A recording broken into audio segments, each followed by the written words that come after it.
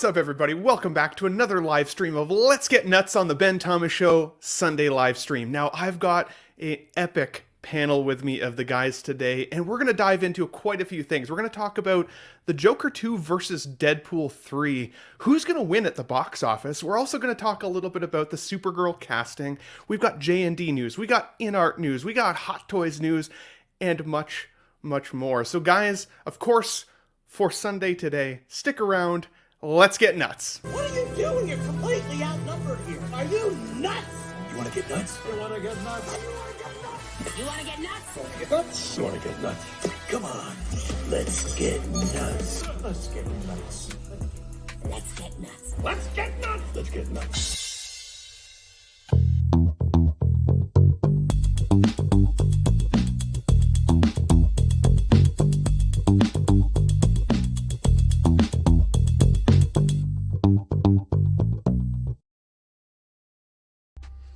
Alrighty, let's get the music going.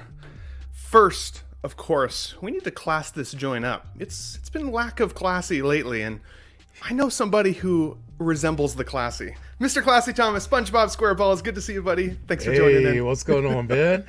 Good, buddy. Good. It's been a couple weeks since we saw you last. You don't know? Yeah, I'm doing very well. Yeah, just still, like I said, just this winter weather is kicking my tail, but you know what? That's all right. I'm here, and I'm doing much better. I was gonna say, you look healthy. You look ready to get nuts today. Yeah, it's awesome. I'm feeling good. I spent a half hour in the massage chair and relaxing, and so just look. I am mellow now, man. I'm not only classy, but I'm also mellow. Mellow classy. You love to see it. Good to have you here, buddy. I'm happy that you're back and that you're feeling good. Talking about snowy weather, the last couple of days it's been weird here in Calgary. We've had pretty warm weather. I actually barbecued in a t-shirt yesterday or 2 days ago. Oh, okay. And then randomly I woke up this morning and it looks like Christmas again. We're under at least 2 feet of snow out there. Oh, man. Now, we haven't had any snow. No. But and even the weather hasn't been terribly cold, but for some reason it really hit me hard this year. But you know what? I'm glad I'm not up in Calgary, because I tell you what, I don't know if I'd be putting flamethrowers around the yard, having them going 24/7, something to get the heat going. It's the flannel, man. The flannel helps. Don't you worry about it. Well, glad to have you here, buddy. We've got another guest that we haven't seen in a little while, a couple weeks maybe. The last time we saw him actually gave a very unique intro to our Let's Get Nuts stream that I'm surprised I didn't get more comments about. Not gonna lie. We've got Mr. J. Feezy from Feezys Figures here with us. Good to see you, buddy. How's it going? Yeah, likewise. Good. It's going good. Thank you. What's up, all? What's up, chat? Speaking of bad weather, I was going to say, today up in here in Northern California, we got some like a little storm going through with some strong gusts of wind up to like 50 miles per hour. So I got to keep checking, make sure everything's still intact, everything is still in the yard, because it could fly away. Wow. It's crazy. Yeah, it's just like, it's getting up there. So just sounds like there's like a storm going all along the west coast here. Fair enough. Dude, I saw your live stream last night. Very entertaining. If anybody missed Feezy's live stream, definitely make sure you check it out after the show today if you got some time to kill. Awesome stream. Talked about kind of multiple different scales, but it's always hard for me to watch those because I am a nostalgic type of guy, and as soon as I see something that I think is cool, I'm like, I kind of want to buy that, and I'm like, no, put your wallet down. But it was entertaining as shit, buddy. Yeah. So thanks, man. I really appreciate that. Thanks for the love. Yeah. Now, speaking of money, speaking of losing money, gaining money, trying to negotiate for more money, we've got Eddie Money Mendez himself here, who always keeps me on the straight and narrow. Let's be honest, but also probably our most reoccurring guest at this point. Good to see you, buddy. How's it going? Hey, what's up, guys? It's a very crisp 52 degrees over here, Thomas. Crisp 52 degrees. With 52, overcast, wow. so yeah, it's pretty tough. I have the heater on, actually. So. What's the longest you've ever grown your hair out, Eddie? By the way, like, have you ever tried to like stay warm with hair, or like stay warm with hair? Actually, it's never kept me warm. It keeps my ears warm though. That's the biggest difference I notice when I have short hair. My ears get cold really fast, but I have a picture. You can introduce the next guest. I'll show you the longest my hair has ever been. I'm a little disappointed we haven't been seeing your Peaky Blinders hat lately, by the way. I thought it suited you. I think you should bring it back. Don't let Marco over at 16Fix say anything about it, okay? We'll fuck that guy Marco, up. man. Yeah, he's not allowed to have comments. I don't know Let's if bring you him can up. tell how long my hair was in this picture. Oh, yeah. Oh, yeah, yeah. Decent. Okay. Decent. Locks there. Look at that. Yeah, I like the shirt, too, actually. That's Oh yeah. That's when I met Donnie Cates. He's a Marvel writer. He wrote Cool. Cosmic Ghost Rider, but it's been long-ish, like down to my neck at least. So Damn. I've never grown that kind of hair. Surprisingly, I've got like the curliest hair after it gets to be about this length. So like I always keep it kind of straight or else I start looking a little afro-y and it doesn't suit me. Not gonna lie. man. Not gonna lie. It's weird. So see maybe I'll try some it nice dreads. again at some point. I wanted to shave my head, but the girl I was seeing was like, no, you can't shave your head. I like your hair. And I'm like just trying to cut the grays out at this point. So, however, speaking of Peaky Blinders and people I can't understand half the words that they say in life, we've got 16thFigureFocus Shane himself from Ireland here. Good to see you, buddy. I love you. I don't know what it's talking about. He's so hammered already. Yeah, I'm totally ready to get nuts. Yeah, thanks. For Hey, decent. Glad to I have you don't. I back. don't mind if the hat annoys Marco. Keep the hat, Eddie. Absolutely. Yeah. In fact, screw we that should guy. all get Peaky Blinders hat. We should. One of these days, that would be awesome. And by the way, I'm loving your crispy new display behind you and your new. You said you got a new camera setup as well, right? Man, I just I updated my my Mac. What happened was I was on a stream at the Hope Show a few weeks ago, and I noticed that even though the adapter was plugged in, it wasn't charging. I was like, oh man, I'm like 2% here, guys. I gotta go. And I had to cut the stream short, and Trevor and Ian just said it might actually just need an update. That's all it was. And when I updated it, I noticed that the Mac kept asking me, did I want to use my iPhone as a camera? So I just tried it on Bargain Bros on Friday, and it's just it's crisp. It's better than it's crisper, the higher definition than the webcam. So I might be putting the webcam up for sale and claw money back for that Joker 4-pack, Ben. You know what I mean? Yeah. I do. I was going to ask you guys later what your strategies for paying that bad boy off are. Turn the heating off, Megan. We don't need it. Put a jumper on, baby. You're grand. Love to see it. Guys, I am so happy to have you all here. We skipped last week because of the football, and I don't even know how many people even watched it, but I got a lot of feedback that said, no, bring it back. I think we may take off Super Bowl Sunday. What is that, next week or the week after? Somewhere in there. Yeah. I'm not a big football guy. week. Clearly, I'm a hockey guy, but that's next Well, I'll week. tell you what, Classy? Ben, if you want to do a 2-person stream, that'll be cool because that Super Bowl Sunday is my birthday. What? Okay. Well, jeez. Oh. And you and I can do something because I'm proud. Look, the only I'm going to tape it because I only watch for the halftime show. So There you go. There you go. Deadpool Yeah. 3 trailer. Oh. oh, Ooh, maybe. That's the rumor. okay. Spread it. Well, I'll definitely be taping it then. Although for me, there is an element of like secrecy and surprise that I like. Like if I sometimes for movies I'm really anticipating, I try to not watch the trailer beyond maybe the first teaser. I recognize this would be the first one, but even this is probably one of my highly anticipated films of the year. So we'll see. But that is actually an excellent segue. So you just let me know. I read the show sheet. I did did. my homework. You did. We've got warm-ups, as always, on Let's Get Nuts. We're going to talk some entertainment news before we get into the figure news, as always, guys. I saw this pop up today from Screen Rant, or a couple days ago from Screen Rant, and I thought it was an interesting question. Obviously, we recognize that Joker 2 is on the way, because we're looking at those figures like crazy, and we're highly anticipating Deadpool 3. But the question would be, who's going to win at the box office this year in terms of dollars? Because the Joker ended up becoming $1 billion film, and none of the previous Deadpool versions have yet. But with Deadpool being the only Marvel movie coming this year in 2024, is it a contender to cross that $1 billion mark, or at least compete dollars and cents wise with the Joker? My opinion, I actually think Deadpool will do better than Joker 2. I think for a longest time, when they talked about the Joker 1, they talked about that being a standalone film. And I think that's one of the reasons people went out to see it. They wanted to see what it looked like in a condensed fashion. Now that they're bleeding out into a second one and there's some talk about it having some musical elements, I actually think that might lose people. So my bet, my guess, will be Deadpool 3 wins at the box office this year. Eddie, I want to go to you first. What do you think?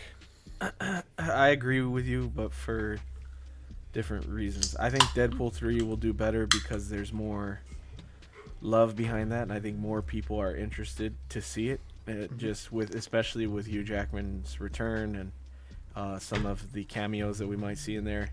And then with Joker, I agree. The first one was meant to be a standalone, and just because of the hate that movie gets for some reason, and then also mixed with the fact that there will be some musical elements to the second one, I do agree that I think the first one will maybe do better in the box office, but I think that Joker 2 will be the better movie, honestly.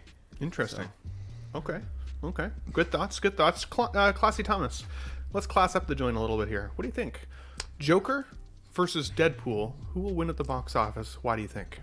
I think that we, the consumers, will all be the winners.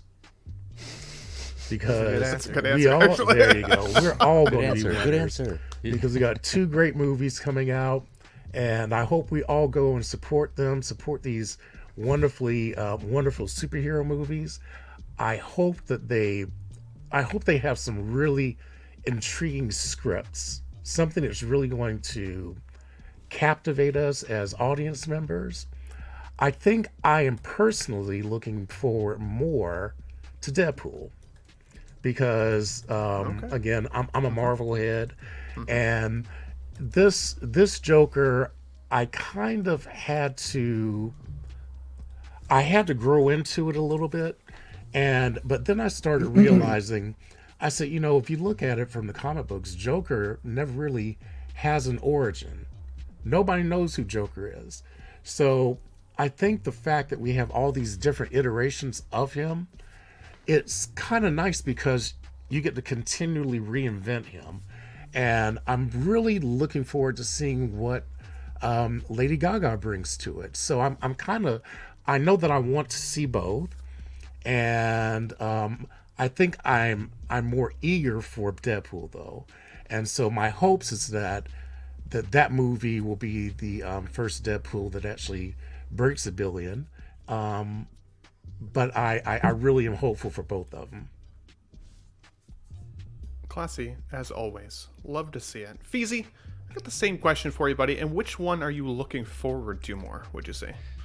Yes. Oh, man, this one's tough because I honestly didn't know that Joker broke $1 billion. This one, I didn't have a chance to see the numbers on this one. So that kind of surprised me. I'm kind of now curious to see how it got such a big draw for that, and where the markets that it opened compared to where Deadpool opened.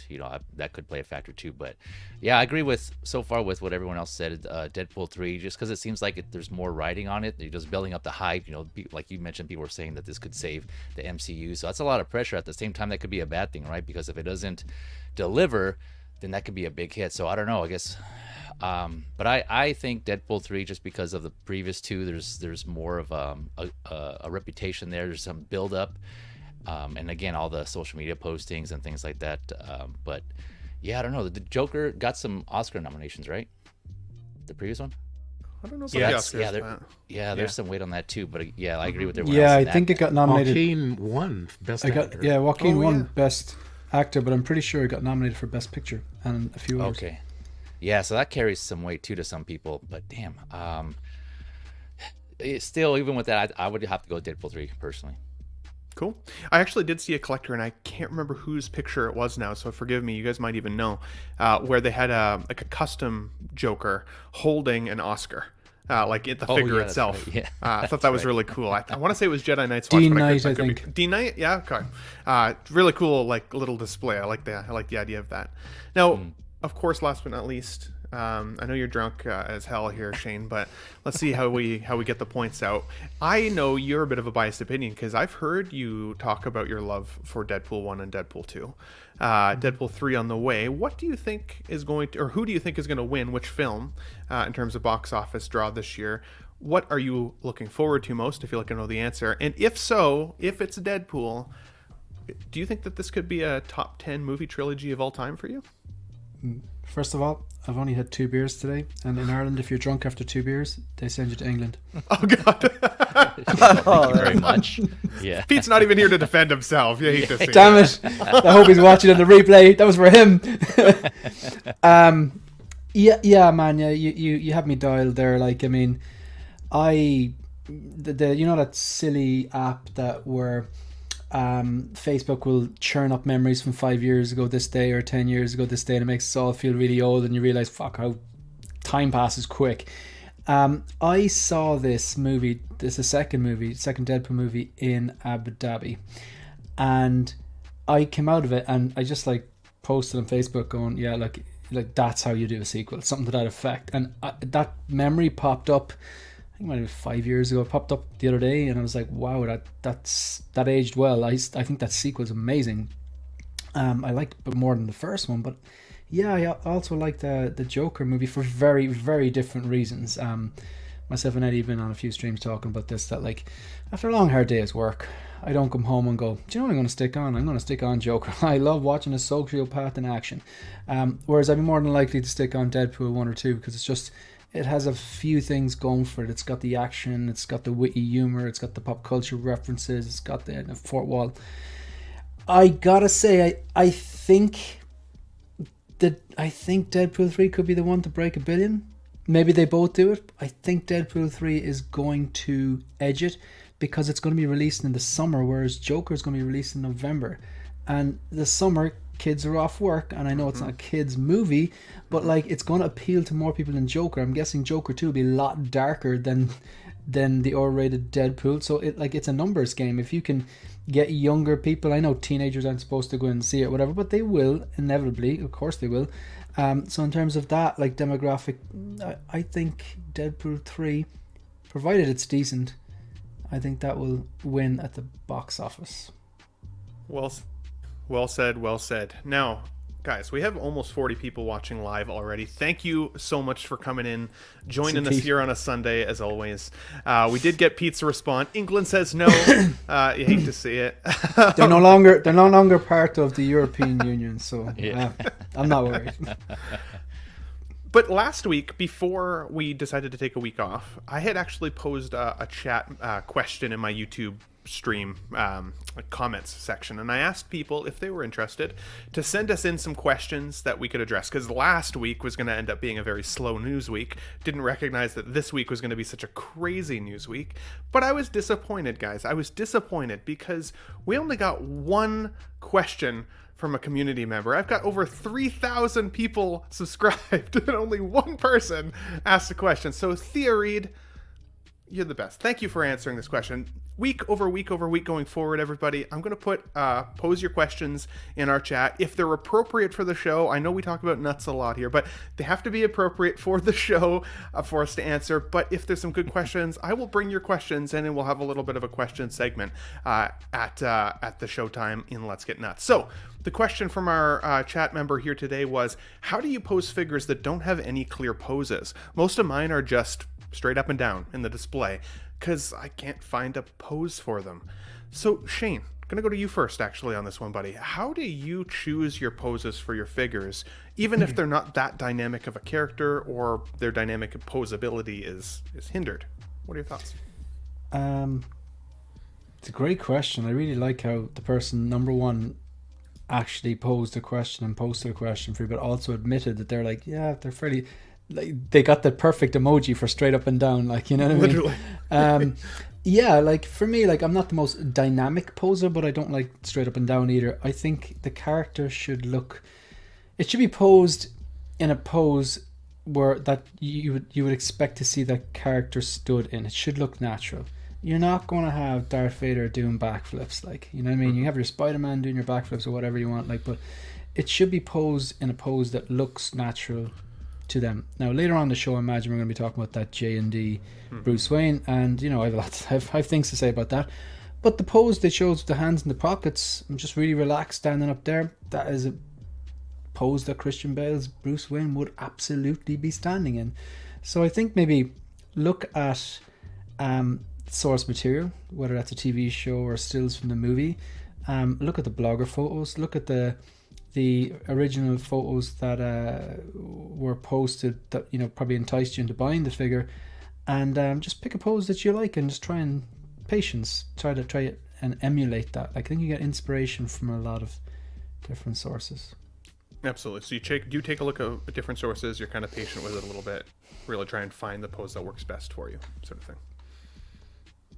Yeah, cool. Feezy, what about you, buddy? How do you respond to this question for Thea? Yes, sir. So, in addition to what Shane said, because I agree with that, if there's a figure or character that you have that is kind of on its own separate IP or individual, or just one that doesn't have a lot of source material, I would probably suggest looking for a character that's similar and going through that and kind of like seeing movies, shows, or whatever of a character that has a similar personality and kind of go off of that, right? Just find inspiration where you can, basically. And if nothing else, you can always try, and this is probably going to step too far, but put yourself in that person's shoes and kind of pose the figure how you think you would be in that situation.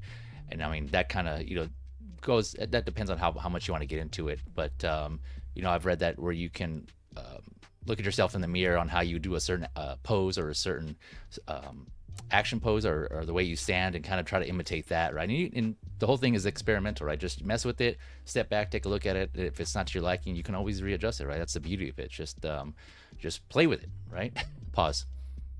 Pause. Yeah. Absolutely. Eddie, you've got quite the collection yourself. What do you do when you bring figures in? You're bringing in at least 2 figures a week, it seems like, lately. How are you finding poses that you like for those characters? You make it sound like he's smuggling stuff into the country. You literally might be. You're bringing in two figures a week, Wow. That sounded racist as hell, by the way. Come on! No, it did not. Jesus, we don't support Shane in his racist, just so you know. I'm just playing, man. This is actually Mark. I know why you said that as well, but well done.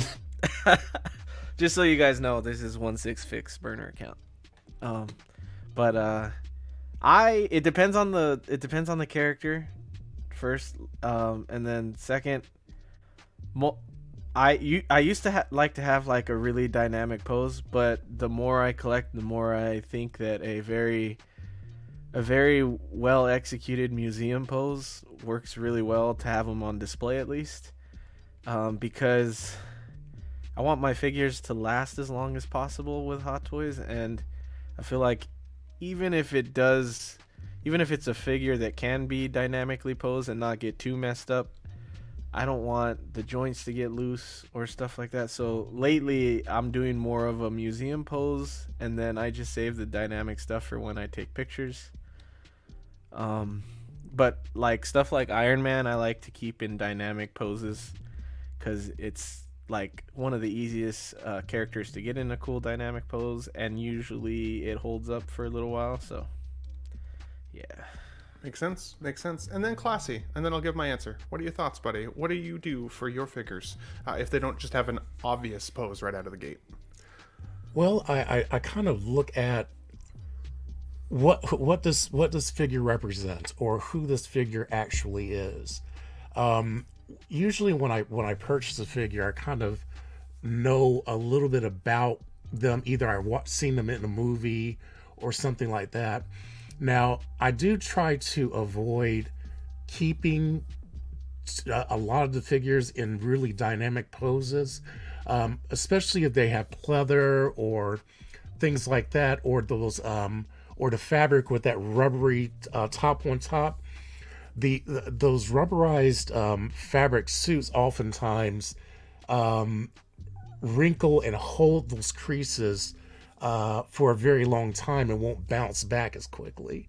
So just as Eddie said, you may want to reserve really dynamic poses for when you're taking photos or if you're just kind of playing around with it. But in your cabinet, you can have a museum pose that still has a little bit of a dynamic element to it. It could be as much as taking an arm and raising a hand and putting on maybe like a gripping hand in a fist, or if it has, for example, I use a lot of Feizs, the Feizs bodies, these seamless ones, and so a lot of times, especially with my female characters, I'll give one example. Emma Frost. I have an Emma Frost in there, and if anybody's familiar with that character, she's known to be a little bit sultry and a little bit sassy. So I try to choose poses that are going to show off her femininity. So I'll do things that are going to show her hips, that are going to demonstrate her sexuality. Maybe I'll turn her waist and have her hip out to the side. If it's a male character, a lot of times I'll put on their fist hands. If it's a very powerful one, I may raise the arms up in a double fisted movement and maybe slightly bend the knees. Double fisted. Well, okay. And so it's just You were all about, thinking it. yeah, exactly. But you said it. So, but yeah, so look at your accessories, see what you have in there. In this picture that we have here from Ben's collection, that's a museum pose, but it still has a little bit level of a dynamic element to it. He has the hand that has the hole blown in through it, which was a purposeful choice, I'm sure. If you see how the legs are, you have a leg which is kind of bent a little bit. His head is slightly turned down. So it looks, even though it's standing upright, it doesn't look boring. So instead of just having it in a upright static pose, do slight bend. If it has a torso bend, give it a slight crunch, or take it and bend it back so the chest is more out, and then that way it'll kind of give it a more of a heroic stance. So there are a lot of things that you can do with standing poses that don't have to be boring. Absolutely. Well said, Classy. I think that's exactly kind of where my answer would lie. When I started posing figures, less was more for me. I was used to taking figures out of the box, but I never did love seeing collections where people were standing like very prone, very straight up and down, similar to the emojis that Thea shared there. For me, this is an example of a figure that I didn't want to dynamically pose too aggressively because he didn't come with a great stand. He didn't come with ways to display it that I had kind of initially envisioned. So I put him in this walking pose, and like you see the subtle boot on the left there, how it's got kind of just the tilted angle. You see his hips swaying just slightly. He looks like he's walking into it, and I tweaked it and tweaked it and tweaked it till I found an angle in the collection whenever I walk in the room that he looks like he's aggressively walking towards you without it being all that dramatic. Now, for me, the Neo was a figure that I've been bored with for a while. I've had him in my display standing up and down with two guns just like this. Right? And for a while it looked cool, and then I started to get kind of bored with it. And the other night I pulled it out of the display case and just decided to kind of mess around while I was hanging out backstage with actually Dean the Dream Martin and Eddie. And we were just kind of messing around, shooting the shit. And I kept posing this guy and posing it and posing it. And what I did was I used a reference image from the Matrix film itself. I found the scene where he's kind of in the process of doing his cartwheel, and I wanted to find a part of the cartwheel that I would think would look the most natural. So you can see what I tried to do was give him some motion in the pose, where his jacket is actually kind of pressed against his leg as though it's moving. His hip is kind of moving and swaying. Where I found this to be the most difficult to get natural was his head, because he's got such a neutral face, but such a dynamic pose. So I found that to be a bit tricky. He is on a dynamic flight pole. It's hidden a little bit by his arm. It's holding the back of one of his thighs. But one thing I did notice is that the wrist joint, because it's on such an extreme angle and the figure's still a little bit heavy on itself, over the course of the week of this being posed up in my collection, he has started to sink down slightly onto his wrist. So I think next I'm going to try the bullet dodging pose, the iconic one from the first Matrix. So stay tuned for that. But Yeah, reference images, and I think less is more. Even a good standing walking pose can look good if you just tweak it to make it look natural as opposed to it being standing up and down. Guys, great thoughts there. Thank you for answering Thea's question. Again, guys, next week I'll put a chat in the YouTube channel a couple days before the Let's Get Nuts show. If you have questions that are appropriate for the show, I will read them for you. And you know me, I'm always willing to be a little near the mark, but we gotta keep it good here. Family fun here as well. Guys, Kudos. Sorry, go ahead. No, Feezys? sorry. I was gonna say kudos on your poses, man. Those are clean poses, man. Congrats. Oh, thank you. It's fun, right? And again, if you start getting bored with a figure, take it out of your display. See what you can do with it. I think that's always really, really important. Now, I had a couple different clips here, and I was trying to think of what I could, how I could introduce the chat again, because I like my standard introduction, and I didn't know if this one was too mean. Tell me if you guys think that this is too mean to introduce everybody. Who is he? He's an asshole, sir. I know that. What's his name? That is his name, sir. Asshole. Major asshole. And his cousin? He's an asshole too, sir. Gun is made first class Philip Asshole. How many assholes we got on this ship anyhow? Go! I knew it. I'm surrounded by assholes. Keep firing, assholes! I'm sorry. I love you guys. It made me laugh. I watched Spaceballs the other night. Such a good clip. But guys, let's actually introduce our chat group today. Can't wait to see you all on the other side. Is that everyone? What do you want more?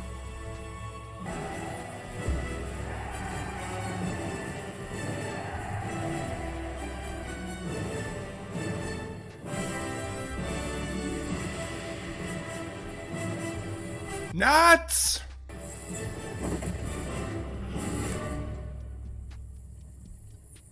Assemble. Alrighty, guys, who do we have here with us today? Let's see, bring up the comments. We got a lot of people, 45 people watching live. We'll try to make this quick because we want to get on with our topics. We got the movie canon who cheated, by the way, a little bit. He said, hello, first one, hello Nut Crew, fellow collectors, have a great stream. He put that in yesterday when I posted the link. So I see you, buddy, I see you, but I'm happy you're here with us. We got SpongeBob Square Balls. We got the _ Empire Strikes member here in the chat. We got Feezys Figures, another member with us. OneSixthFigureFocus, of course, member with us here. We got Prime Time Reviews. Good to see you, buddy. Says, yo, what's up, everybody? We have Cylon here with us. Hey, everyone, with a nut. We have good old Spotchka here as well. Good to see you, buddy. Thanks for joining in. We got Money Mendez. Hold on to your nuts. Love to see it. We got X-Men Supreme. Oh, hey, Marshall, Ben. Love to see it. We keep seeing each other in all the different chats. He keeps telling me we got to stop meeting that way, but I like it, to be honest. We've got Action Figure Academy here. Let's go, Benjamin. You love to see it. We got Thalia Meyer here with us. We've got Tyria. We've got Sam Gist, a member as well. Hello, fellow collectors. We have Action Figure Academy. Feezys Figures, I think we already said to you, bud, but you'll get a second mention anyways. We got Avengers Assemble. Let's go! Love to see it. We got Jose Plus. Jose G. Hernandez says, hey, fellas, at the con, but I'll catch the replay after. Hopefully we'll see you back here in a couple weeks, buddy. We've got the man, the myth, the legend, 12-inch Moose Stream, the one who tells Eddie he doesn't collect enough. You love to see it. We've got Gilbert Almazon. Hey everyone, let's get nuts. I really want to get that Catwoman, but something about it is making me pause. Maybe the possibility of InArt making one, but who knows if they ever will. I've got some comparison photos today to look at as well, so stay tuned for the rest of the show, buddy. We got Figurecraft here with us as well. Greetings to all you fine gentlemen. If you have not had an opportunity, Figurecraft just posted a collection tour yesterday on his YouTube channel. And it is stellar. It's a really cool looking collection room. He doesn't have a lot of subs yet, so let's try and get him up to 100 subs this week if we can. Definitely worth it. Those collection tours are a lot of work, guys. So if you can, after the show, go take a watch on his stream there. We got Brick Artemis himself. Good day to you guys. Just realized I'm using the same Supergirl picture. Hate to see it. This or that. My channel, Brooks' channel, I'm just kidding. Great mind thinks alike, buddy. I'm glad to have you here. We've got Mark P in the chat. What's up? Let's get nuts collectors. Who else do we got here? I think I've got most people. We got Dave's Man Cave in real life. Says, hey Ben, just tuned in. Hope all is good. Think Deadpool will beat Joker in this year's takings. Remains to be seen for sure. Sam Gist. We've got Christian Cooper in the chat with us here as well. I think that's everybody for the moment. Oh, we got MD20 Dean and Joey, love to see it. We got Pete Cass himself, of course, here as well. Obviously always saying no for England. We've got Katera herself in the chat. Love to see it. Hope you're feeling well in the snowy weather that we've got today, honey. We've got 14 Wellington here in the chat as well. And Reverse Zeo doing some great content over on his channel. Definitely make sure you check that out as well. And then, of course, it wouldn't be a live stream without What's Poppin', people? Loco Lou, you love to see it. Good to have you here, buddy. And he's saying, thanks. Hit that like button. I appreciate that, good sir. I think I got everybody. If I missed you, call me out in the chat. I'll definitely mention it. Oh, we got Star Control, LH, hi Ben and everyone. Good to see you. And Made Media. I think that's just Eddie again, but you'll love to see it. Guys, that was a lot of people. I want to do one real quick plug. Everybody's been saying we got to plug ourselves lately, which I think is extremely sexual and weird. But Dean the Dream Martin, we've had a couple of requests for Nutbusters lately. And so Dean went out of his way to create a Nutbuster logo for me as well as a Venkman nut. Absolutely love this. I'm going to be adding this to our member badges as well as emoticons or emojis here shortly. If you're interested right now, our Tough Nut crew, the Tough Nut crew members, it's $1.99 to become one of the Tough Nut crew. This is for you Tough I Nuts. suspect she's quite a tough nut. And I'm quite a tough nut cracker. As far as Tough Nuts, we've got Elvin J, Collecting Weekly, Money Mendez, Six Scale Mafia, Katera, Feezys Figures, King Dingaling, Sith Scale Collector, Paul Schreiber, The Batman, The Movie Canon, OneSixthFigureFocus, SpongeBob Square Balls, The Underscore, Empire Strikes, Peter Cass, Ryan Smith, Collector Joey, Sam Gist, 14 Wellington, Jose G. Hernandez, 12-inch Moose Stream, and Collection Obsession. Guys, if you're interested in becoming a member with the group of us here and you want to be referenced as a Tough Nut, the link is in the chat currently. Guys, last but not least, a little bit of house cleaning. These are still the tiers for the membership, and these are the emojis that you get with it. Let's move on to some entertainment news, shall we? Guys, we've talked a little bit about casting rumors for Supergirl over the last couple Let's Get Nuts shows, and James Gunn finally officially announced that Millie Alcock from the Game of Thrones show, House of the Dragon, is becoming our new Supergirl. And of course, here on the screen, we're seeing a couple of different reference images, some AI-generated images, no doubt, that I found online. And I'm kind of liking what I'm seeing here. I'm not going to lie. I thought she was great in House of the Dragon. She definitely has kind of a unique appearance to her, for sure. Kind of cute and pretty. But also, like in some of the scenes that we saw in House of the Dragon, she definitely had a little bit of ferocity to her. You know, I'm thinking of the scene where she jumps on the dragon and goes and confronts her brother, you know, out there on the big stone wall. Like, she was badass in that scene, so clearly has some presence. And James Gunn has clearly seen something within this person that maybe some of the rest of us haven't. So for me, I'm actually feeling pretty pleased with this casting. But Feezy, I want to go to you first, buddy. Millie Alcock as the new Supergirl in the DC universe that's coming our way. What are your thoughts on this casting? It's funny that this happens to be a topic on this, because I think the last time I was on here, we were discussing, you know, the three options with the other two, and she wasn't the one I picked, so she ended up being the one James Gunn picked. So goes to show you how much I know. But you know, like I mentioned then, I'm open to it. I know I've seen her acting. The other two I wasn't familiar with, and their acting credits, so I wasn't sure how well they do. But her, at least I have some sort of frame of reference from House of the Dragon. So you're just going to go and keep an open mind. Basically, that's kind of all I have to say. But I think so far she looks the part here. But we'll see how she does. Yep, absolutely. No arguments from Feezy here. What about you, Shane? When you heard about this rumor, or the rumor, and then now the official casting, were you happy about this, or what was your thoughts? What was your take? I heard about this rumor about 34 seconds ago from you. I don't know who she is. I haven't watched House of the Dragon. Yeah, I don't know. I don't really have an interest in this, to be honest. Like, if it comes out, I'll probably watch it, but that's it. No. If it comes out, I'll probably watch it. I might watch it. Like, I don't know. Like, it's my God. Somebody hold Shay down. The excitement, it's exploding out of his chest. Listen. You brought me on here to be real. You didn't bring me on here to like, oh my God, yeah, cool. This is the greatest thing since sliced bread, bro.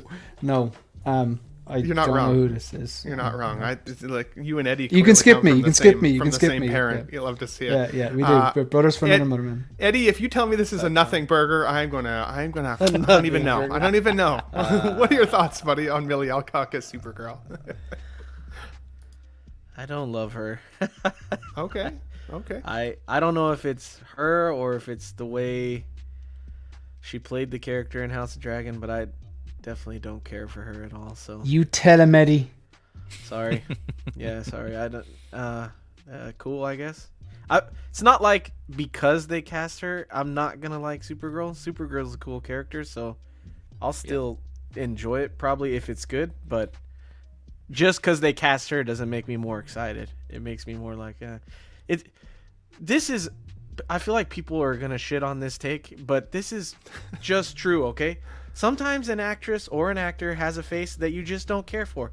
And I don't care for her face. So now when I look at it, I'm going to be like, meh. So, sorry. I've heard some people say that she looks a little bit like, I think it's Will Poulter or Poulter. Yes. Yeah. And I'm like, ooh, that is hard. Here, let me see if I can share this really quick. Will Poulter doesn't even want to Poulter. look like Will Poulter. Yeah, it kind of does. It kind of does look a little bit like her. Not gonna lie. Let's go back one screen here. What do you think? They could be siblings, probably. I could see it. Similar, yeah. I could see it. I don't know if that changes my mind or not. Will Poulter, though, did have one hell of a glow up. Did you guys ever see him in We Other Millers and then suddenly he's a warlock in a Marvel film? Sure did. Yeah. We should all have glow ups like that. I don't even care what anybody says. What about you, Classy? Is this one that you were excited about? Were you like Shane and you'll maybe see it if it possibly comes out some date in the future? Or what are your thoughts? You know, from the pictures, I think that she should do a fine job. I like the look of the AIs that they put out. The picture to the far left is probably the one that I would not have chosen it looking at that, but looking at the others and how they look, I'm like, well, if her hair was longer and was more flowing, I could actually kind of see her moving into that. So yeah, I mean, I'll go see it anyhow because I'm a real good fan of Supergirls, and I don't think she looks terrible. I mean, she does have a very unusual looking face, and I'm not going to say that she's pretty or that she's unattractive. She's kind of like those, those supermodels where you look at them and you're like, you're a supermodel, but then you see them walking down the runway, and after they kind of do all the magic that they do, they look kind of amazing. Then that's kind of Thomas got a point there. It's the nut meter. It's the nut meter. Don't worry sorry, about that it. was just my It's time to take your pill. glucose monitor went off again. Sorry about that. I feel bad about that joke. But yeah, I mean, I think that she is kind of, I kind of had a similar reaction because I had told somebody on a I think on Lael's stream that I thought that Mia Goth, that they should I said they should really cast her as Rogue after I saw her in Pearl. By the way, if you haven't seen Pearl, you need to see it. And they were like, no, I think that she should play magic. I'm like, no, look at it again and listen to her speak. She is Rogue. And so I think that with this particular actress, I mean, you wouldn't be able to tell it by just looking at that. But if you look at the pictures of the post that they did for Pearl, you kind of can see it. She looks totally different with brown hair. But this actress, I think she could probably do a pretty decent job. I didn't see House of Dragons, so I'm not familiar with her in that. But all the pictures of her as Supergirl, which I know are not her actually, look kind of amazing. So I think I'm going to trust the process. And when it comes out, I am going to be checking that out. Absolutely. Sam Gift says, take your insulin, Classy. Don't need anybody losing a toe here. That's for sure. Thank you, Love yeah. to see it. Thanks for the reminder.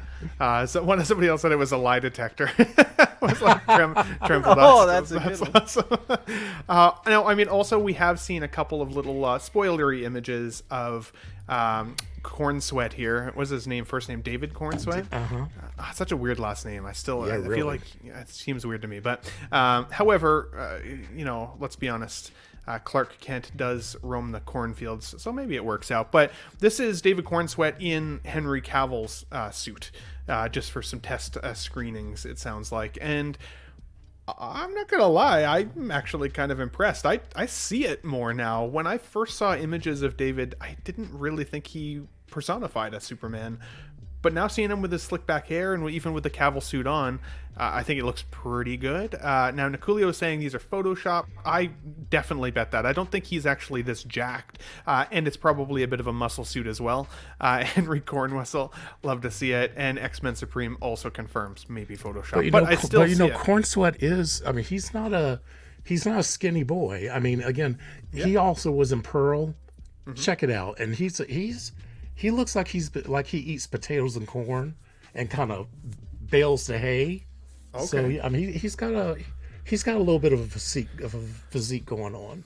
So a secret, I actually baled hay when I was younger. Did you? In order to get some extra money, I would walk behind the truck as it spit out hay bales, and you'd have to take the hay and throw it up onto the next truck beside it. And when we'd run out of hay, we would then be forced to go out and pick rocks out of the field so that the farming could be... Picking rocks is one of the worst jobs I have ever done, but I was so allergic to the hay that I ended up having to move to rock picking a little bit more full-time for a few years before I got into other jobs. So when all else fails and education goes out the window, pick rocks. Guys, I want to move on to this one for entertainment news because I thought this was interesting. So it's saying here 28 years later is now officially confirmed with Cillian Murphy back on board. Now, to put some rumor aside here, he is coming back, but it's not confirmed that he's actually in the film. He may actually just be providing some level of insight, maybe some directorial work. This film is actually one of the first times I think I was ever actually introduced to Cillian Murphy. I can't remember him in much prior to the appearance of him in 28 Days Later. 28 Weeks Later didn't really hit for me. I remember seeing the film, but in terms of a standout movie, it didn't hit the same way that 28 Days Later did. One of the things that I liked about 28 Days Later so much was how fast and ferocious the zombies were. Not like a Walking Dead where they kind of, slowly move at you and it's like, oh my god, the zombies are coming. These guys would haul ass at you to eat you. And I always thought that was really cool. And now it's been about 24 years since that movie came out. So the 28-year timeline actually makes quite a bit of sense. I'd be curious to see if we actually do see Cillian Murphy back, especially now that he's had such great success this year with Oppenheimer. In my opinion, that may make him too expensive to come back to a third film in this trilogy. But if it gets enough hype, I'd be curious to see it. So guys, I wanted to start with you, Shane. Are you interested in the 28...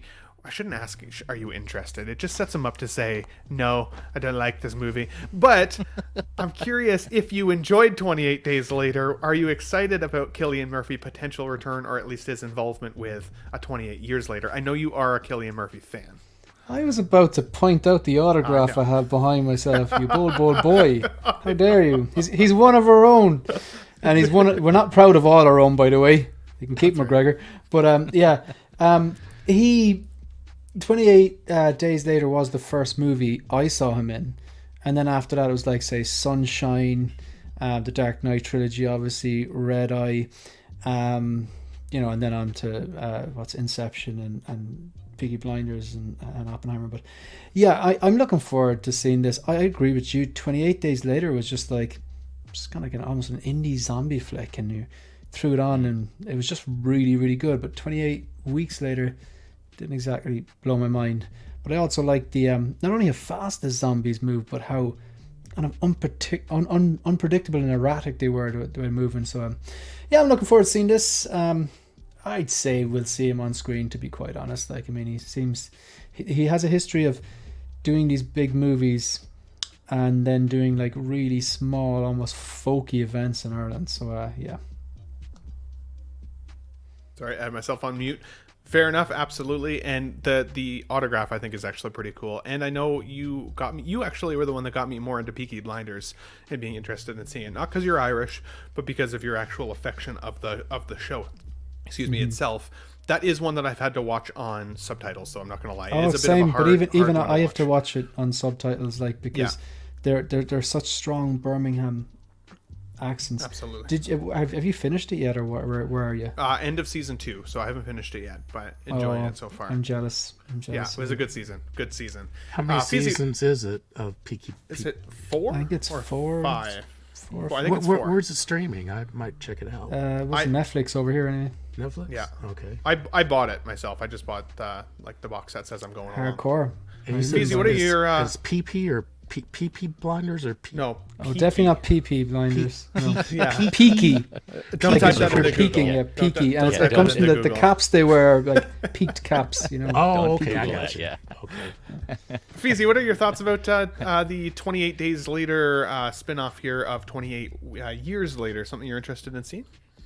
Yeah, man, I'm a big fan of horror movies, as probably some of you may know. So, and yeah, I was really impressed that they introduced a new type of zombie that that run.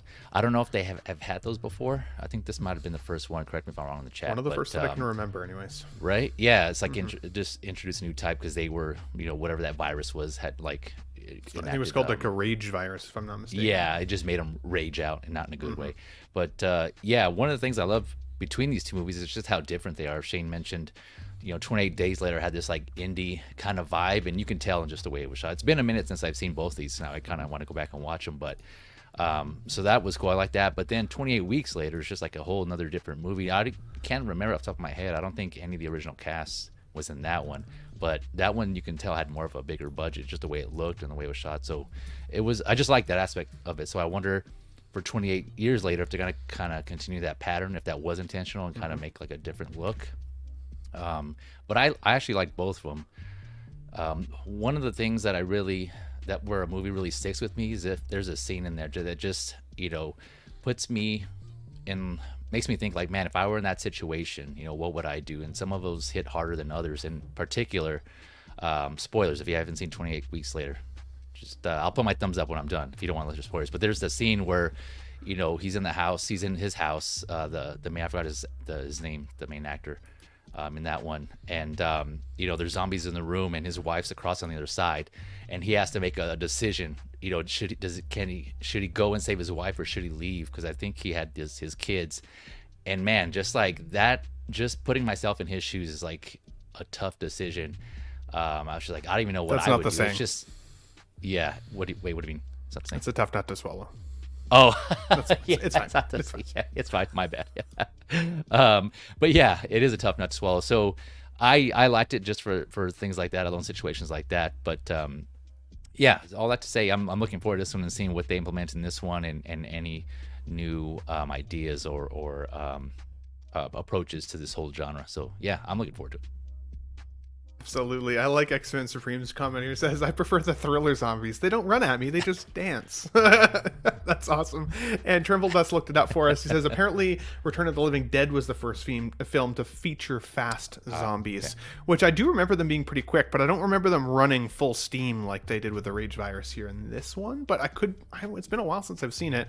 And from my recollection, both I Am Legend, I don't know if you'd call them zombies or infected, but I Am Legend also had some pretty fast ones, as well as World War Z, I think it was called, with Brad Pitt. Yeah. I remember them climbing each other in terms of like a big mountain of zombies. So that was kind of cool. Now, Return of the Living Dead, that was the one with the shopping mall.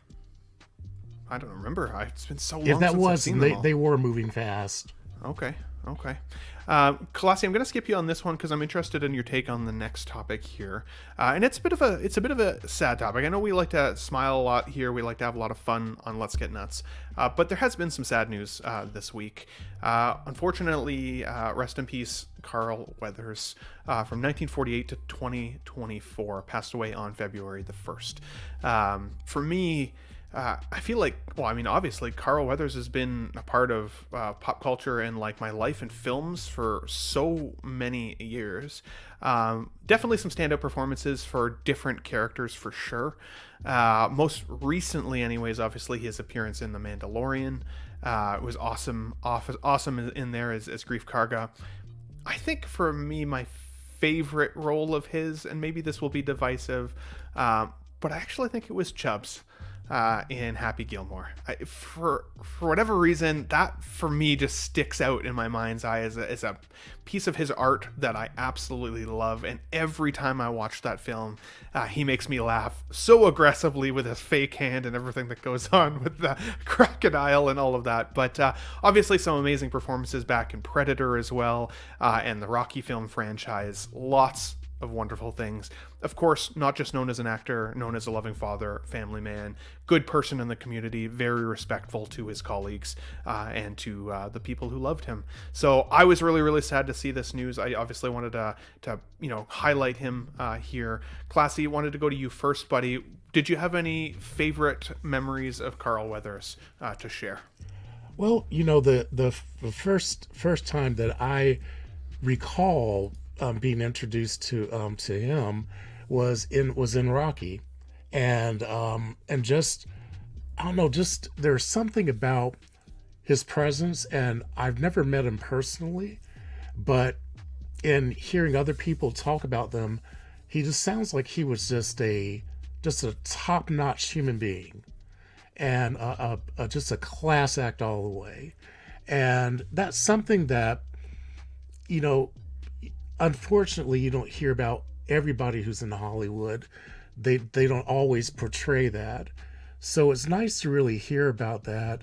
And I like that all of the roles that he's taken on have been roles that I feel like he can be very proud of. And that's a great legacy to be able to leave behind for his family and for all of his fans. So I mean, he's greatly missed already.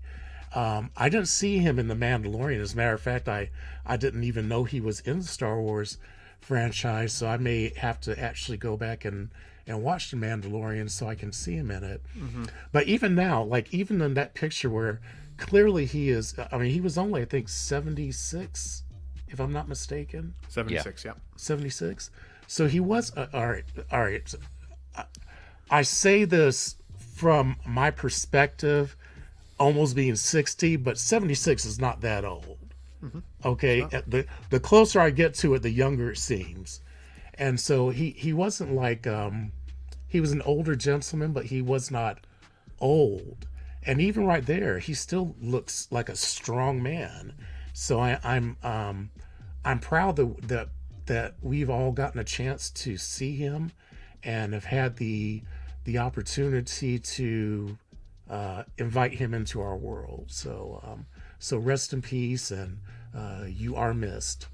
Absolutely. Well said, Classy, of course, as always. Feezy, what are your thoughts, buddy, on obviously the passing here? Obviously sad news, but what's your favorite performance of his or favorite memory of Carl, if you ever had a chance to meet him in person? Yeah, just echo first what Classy, as always, Thomas said, just his legacy will live on. Was kind of sad, like most of us were when we found the news out, but he did leave a great legacy behind us. He's had a big impact on pop culture, alone, and for that I'm sure we're all grateful for. But it's hard to choose because everyone's naming off all these great ones. Apollo, was it Dylan from Predator, right? Was that his name? Yeah, Dylan? I can't remember what the character name was actually. Yeah, but for me, I would have to be Chubbs, man. It's just his comedic roles and just switching from those kind of action kind of movie star roles to just doing comedy. It's just always funny for me to see, for an actor to make that transition. And Happy Gilmore, man, it's just he just made me laugh. And I almost forgot, one of my buddies mentioned it. He was in Arrested Development also, and I almost forgot about that, and reminded me, was like, oh yeah, and I love that show. I was like, damn, it's just been a while since I've seen it. And in that show, apparently he kind of plays he like borderline plays himself, where he's he played like kind of like he was an actor. He played himself, but he was pretending like he was cheap. And from what I heard, apparently he was like that in real life too, but it was exaggerated in the show. And yeah, so like Tobias Funke hired him for acting lessons, and so he was kind of shadowing Carl Weathers, and he actually went by Carl Weathers in the show. It was funny, man. He was funny, but yeah, his comedic performances, I think, just edge out all these other ones, all these roles from Predator and Rocky. It's funny because even so, my friends and I like we play online games a lot, and for a little while there we were playing the Tiger Woods games, and you could do like character customization, and I created a Chubbs as my character to play against them all, and it Nice. turned out really well. It looked really good, so I love it. But this is quite the epic picture, very iconic film scene for sure. Him with Arnold Schwarzenegger. Shane, thoughts on the passing, of course, of Carl Weathers, and what was your favorite performance of his? Maybe it's this one. Obviously, rest in peace, Carl Weathers. Unfortunately, we're just getting to that stage in our lives now where a lot of the people say, like, if they're not passed away already, that those 80s stars that they're kind of starting to pass away or going to pass away, or some of them are most often taken too soon. 76 these days, with kind of modern health and stuff like that, medication and stuff like that, is not really that old. Like I definitely take it, like, but it's kind of, it's not really that old, in modern standards. But there's Dylan be the role I'd known for the most. Not the biggest Rocky fan, but obviously I think Apollo Creed is probably his biggest role. But my favorite role is definitely Dylan. And like you can string together, and YouTube has string together like all the cheesy stuff that we love that happens in Predator, like stick around, get to the chopper, and all this. Stick around. The guy randomly shaving in the middle of the jungle, which no one can explain to me what the hell is going on. But you're being killed, you're being hunted down, have a shave. But yeah, it's this is just like one of those kind of, everyone knows this, like, so rest in peace, Carl Weathers. Did a great job in all his roles. Absolutely, buddy. Well said. Thanks for sharing this picture, because definitely iconic. So jacked in this photo too. And I even saw pictures of him from Star Wars Celebration. I think it was last year, him up on stage, and man, was he still like well dressed and hip. He dressed better than I do, honestly, like for his age. Like, cool guy, real cool guy. Eddie, any final thoughts here for Carl Weathers, and what was your favorite performance of his, would you say? When that happened, I woke up and I saw the news and I was shocked, because I had no idea. Like, it was one of those, like, where you lose them out of nowhere, like I didn't know if he was sick or, anything. I know he's old, but like Thomas said, like, he didn't seem like old to me, or like, even near death. So I was like, it was just one of those real shocking, like, almost as shocking as Chadwick Boseman, like out of nowhere. And I know he was sick, at least we knew he was sick, but yeah, it was crazy. And it was weird too, because I was just talking with my good friend Steve from Casual Nerd Problems, and he was gonna go to a con in his area in Maryland, and I guess Carl was supposed to be there, like along with other Rocky cast members. And so I was like, oh man, he was just about to meet him, man. It could have been his first time. But Eddie, do you know, you might have heard me, you probably heard of Six Scale Padawan, or Dublin's Devil, another Irish collector. Yeah. They're in a lot of streams. Well, that's Keith. Keith just joined the 501st as well. And we're both going to be doing a troupe at the Dublin Comic Con. They do 2 every year. And in the spring edition, Carl Weathers is supposed to be there. It's on like March or April. And Keith literally had put up in his story, now we're talking, because they'd announced Carl Weathers was going to be at Dublin Comic Con, and man. I'm pretty sure it's March. That day, that morning, he put that up, and then the next post was like he'd passed away. So that whole iconic, what's it called, handshake. Next time you see your best mate, oh yeah, give him an iconic handshake, because you never know, man. You never know.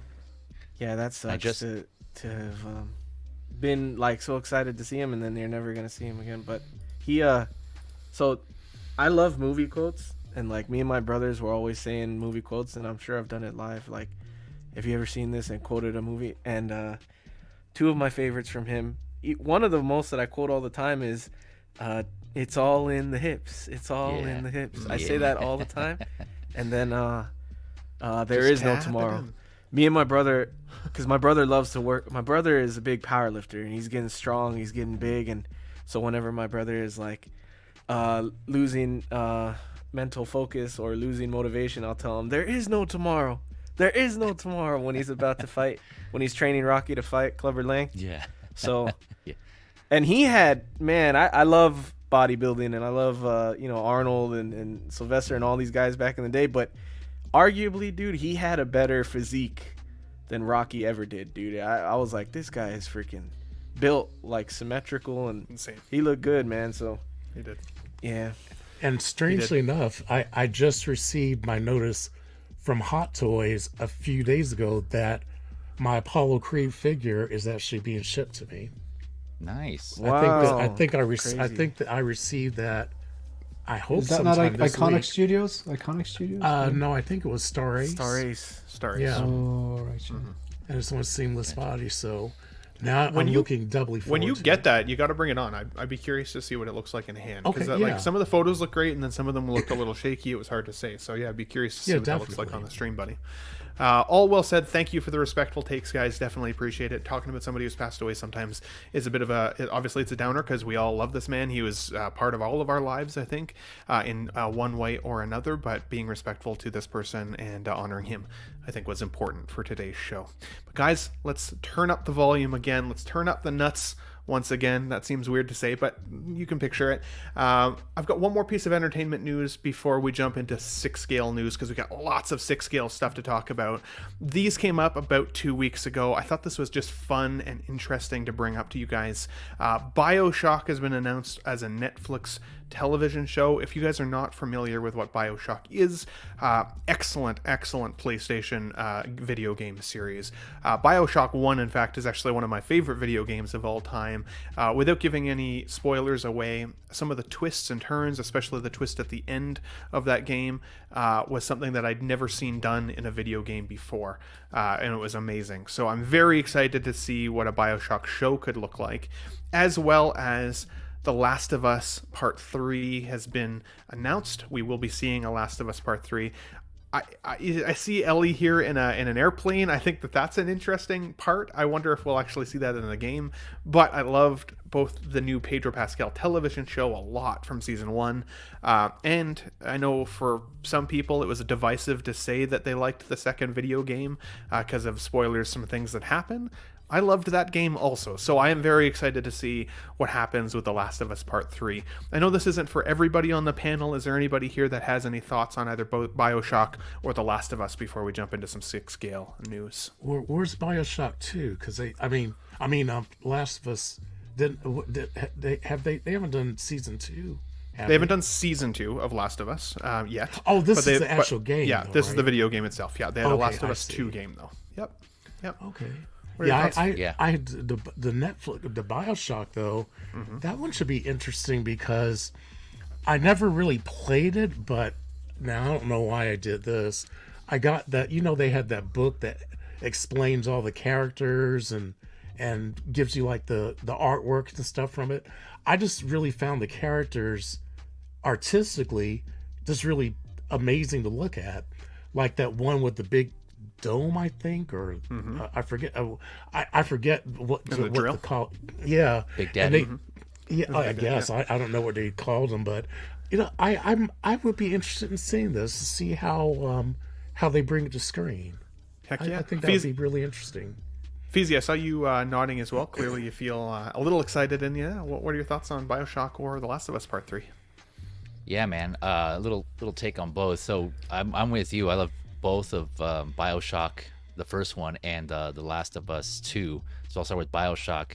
Yeah, I kind of did some research on this prior, and I didn't realize it was kind of been in limbo for a while. Development, changing, different statuses and kind of being shelved and brought back.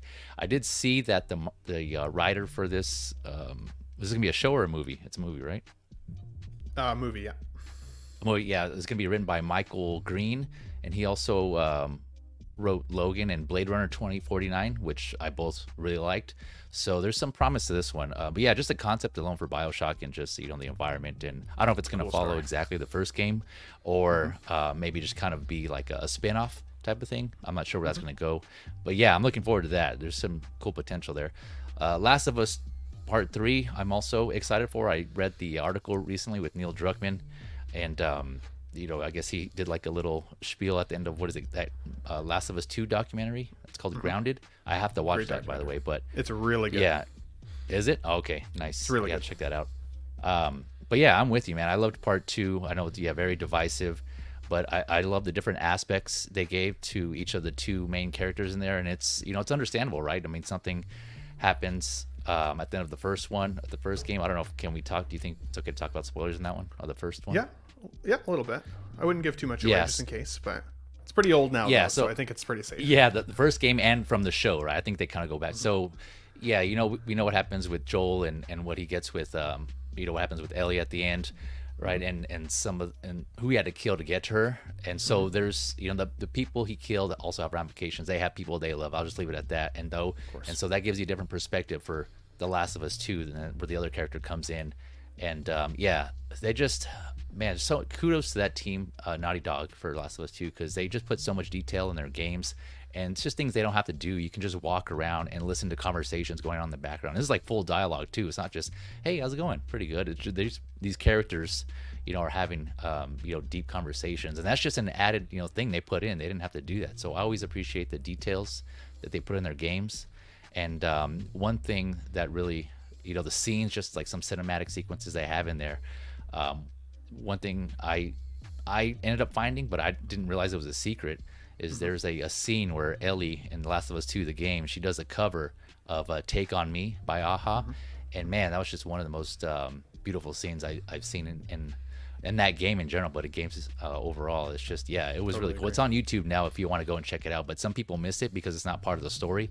But yeah, I came across it. So yeah, it was really good, man. So I'm looking forward to seeing where the team takes part 3.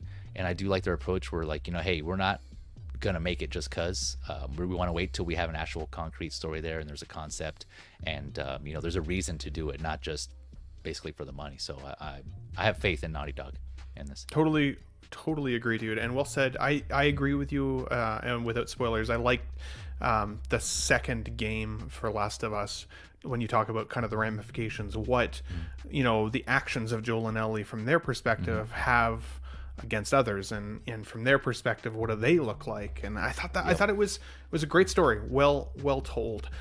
We have our 23rd channel member now, Blurred Dad Life. Thank you so much for supporting the show. We really appreciate it. Every channel member, really anything that comes from that goes back to the channel, whether that's upgraded StreamYard, figure giveaways that I'm now working on slowly with Collector Zone, so stay tuned for that as well as there's going to be some very specific member giveaways here soon. So we only have 23 members so far. Your chances to win as a member is pretty good, but if you want to be a member, feel free to join. But Blurred Dad Life, I would like to say thank you to you, good sir. Thank you. Thank you!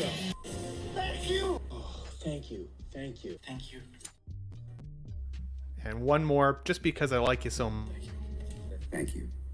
Thank you. Thank you. Thank you. Thank you so much for your support, Blurred Dad Life. We appreciate you, buddy. Let's get into some 1/6 scale news, guys, because we got lots to cover here. I wanted to give a quick shout out to Big Bretta. Big Bretta takes one for the team a lot of the time. He often gets figures that some of the rest of us don't get. He also, of course, gets figures sooner than the rest of us, which I understand is a pain in some people's sides sometimes. However, I appreciate the fact that he gives us really good quality reviews, and we finally got a chance to see in hand what the Alfred from Mars Toys looks like. I've got this one on order. I'm really hoping I get this one in really soon.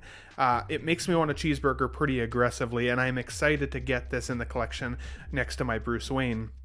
Do any of you guys have this guy on order?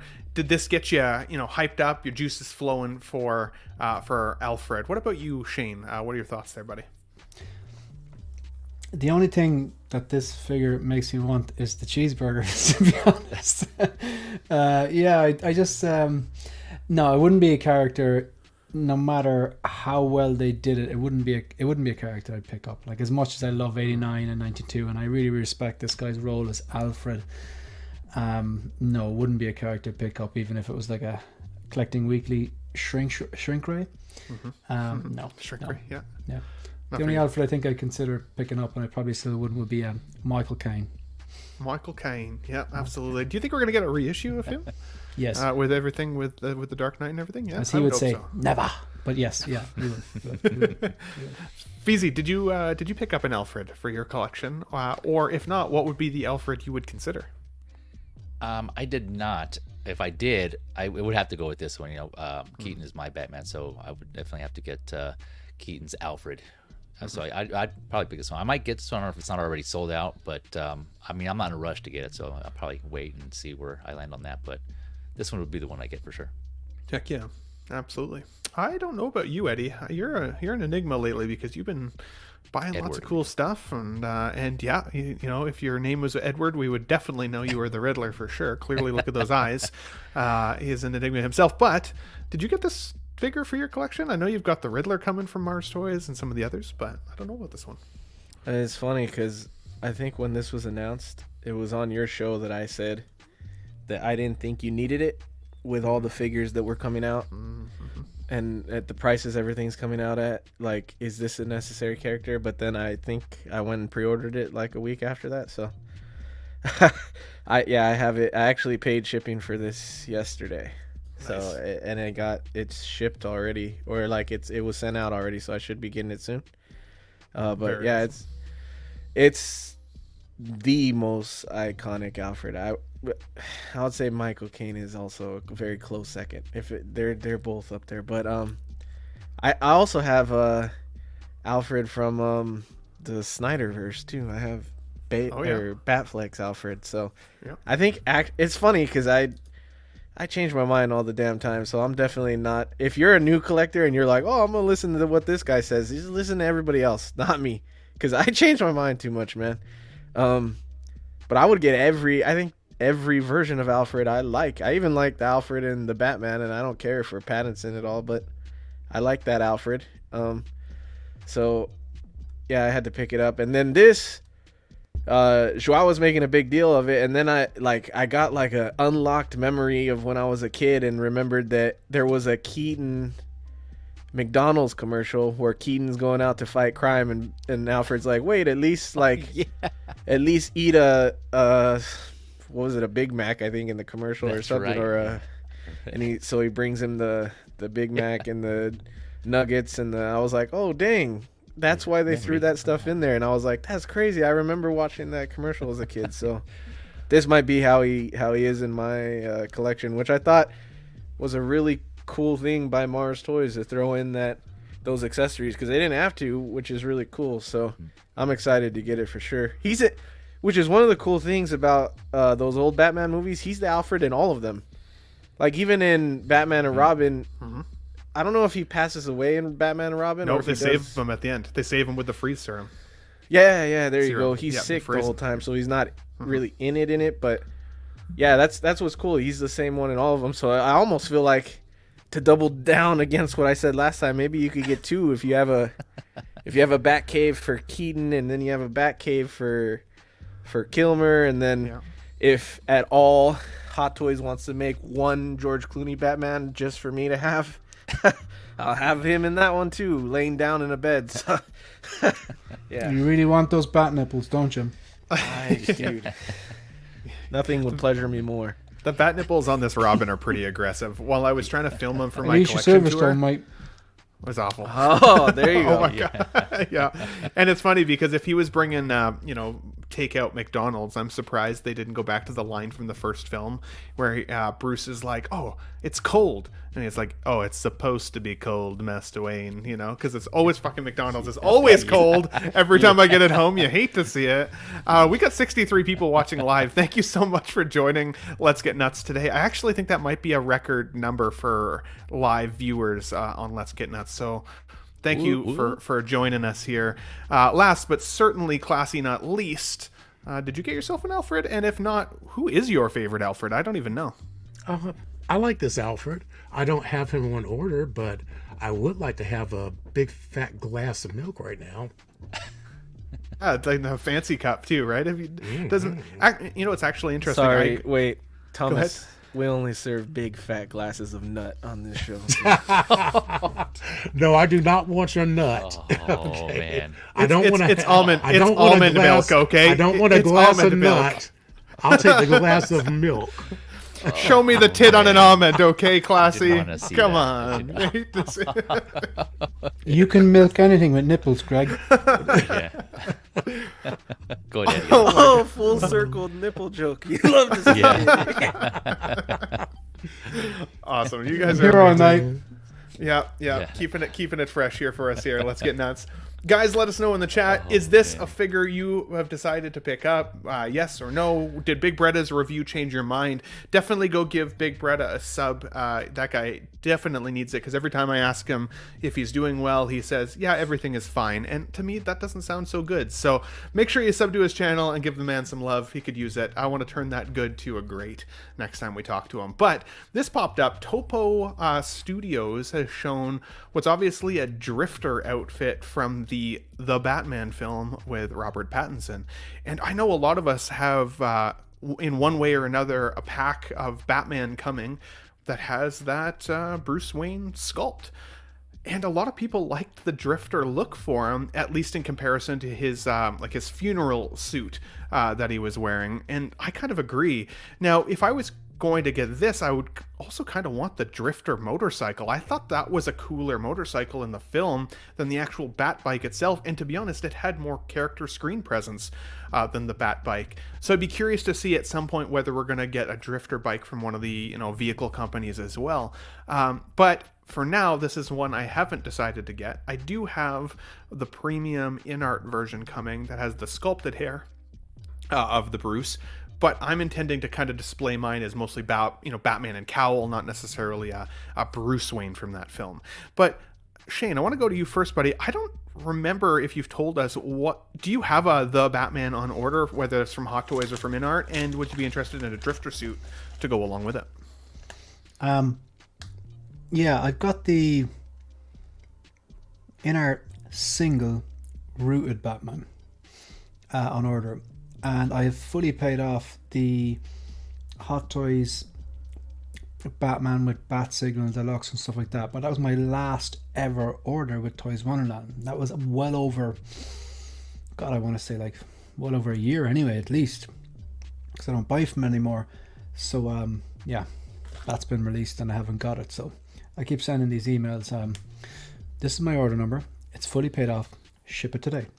And then Daisy gets back to me and then...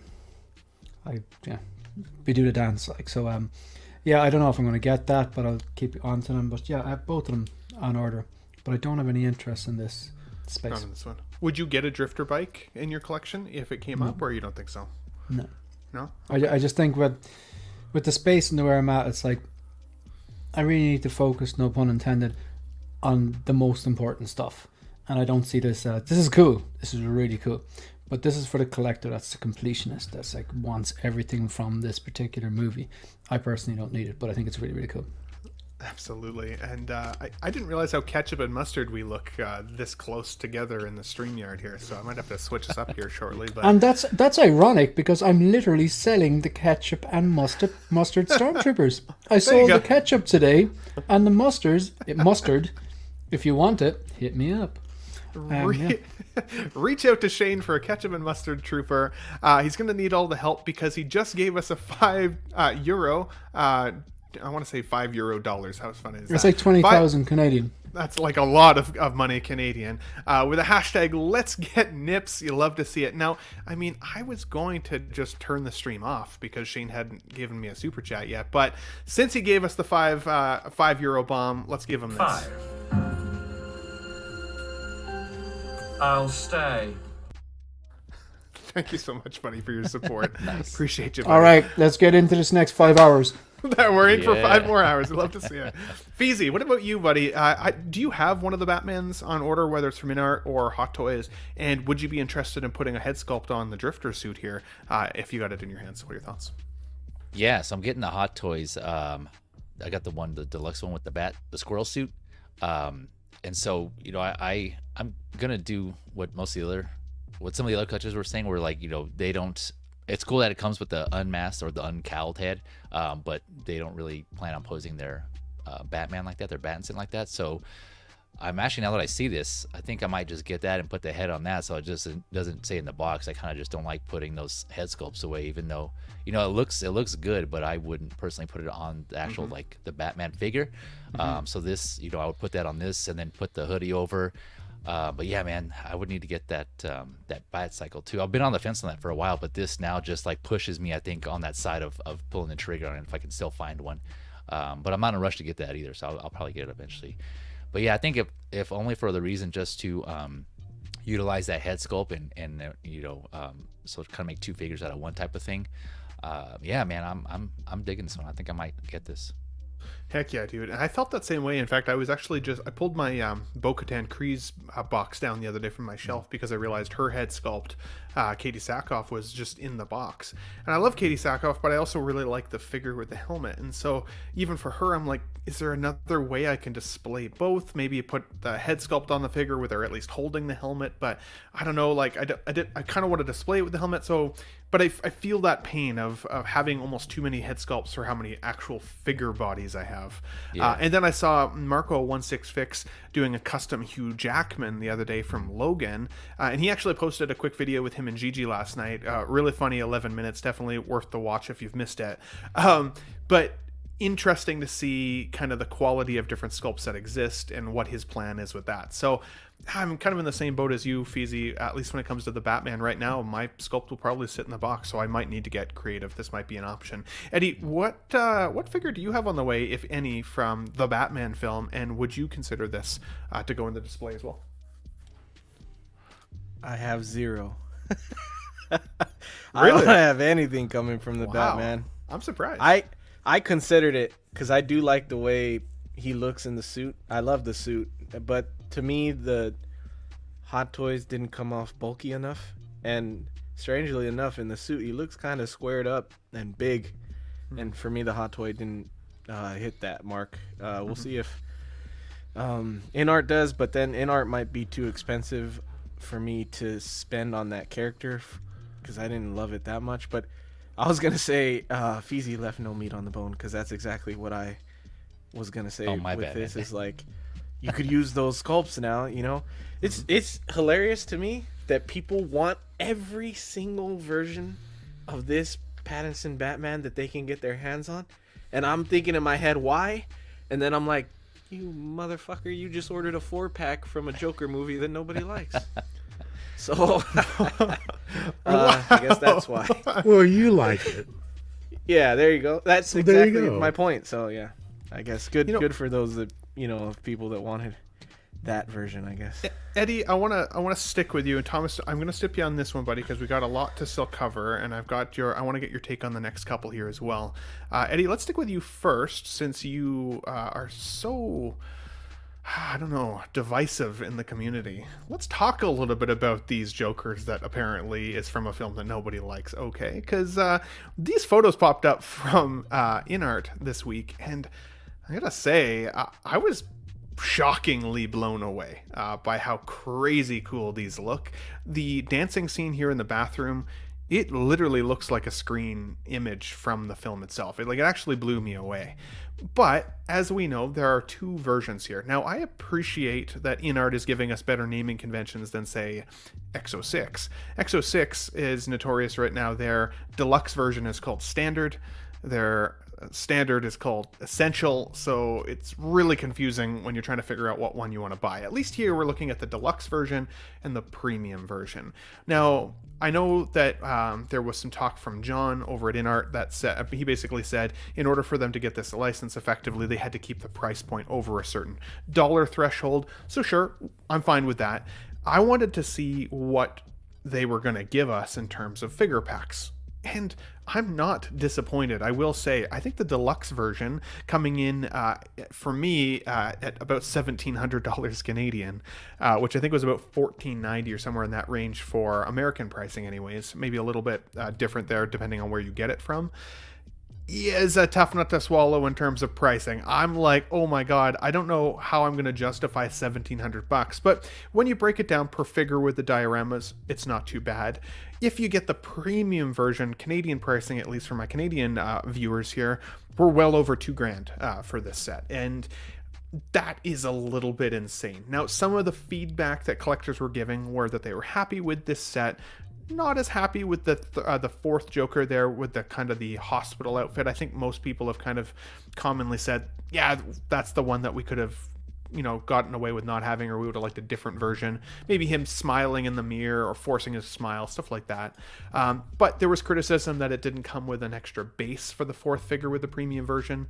And InArt has now given us an update to say that they are including another base and that they're going to change some tailoring on the red suit after some critical takes from the community on that figure. So I'm pretty excited. I did end up pre-ordering the deluxe version. So the 2-pack here, I think that the Arthur Fleck without the makeup looks fantastic, and I would argue that the red suited version is probably the most iconic look for this particular character.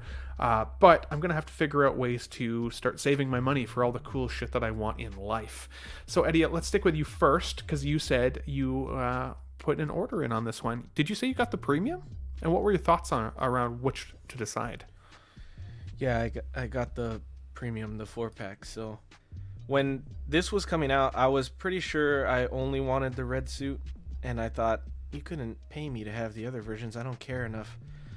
But I knew there was only going to be a 2-pack or a 3-pack version. We didn't know at the time there was going to be a 4-pack. So I was convinced I only needed the red suit, and I watched the movie again after it was actually put up for pre-order, and I loved that movie, dude. I love all of it.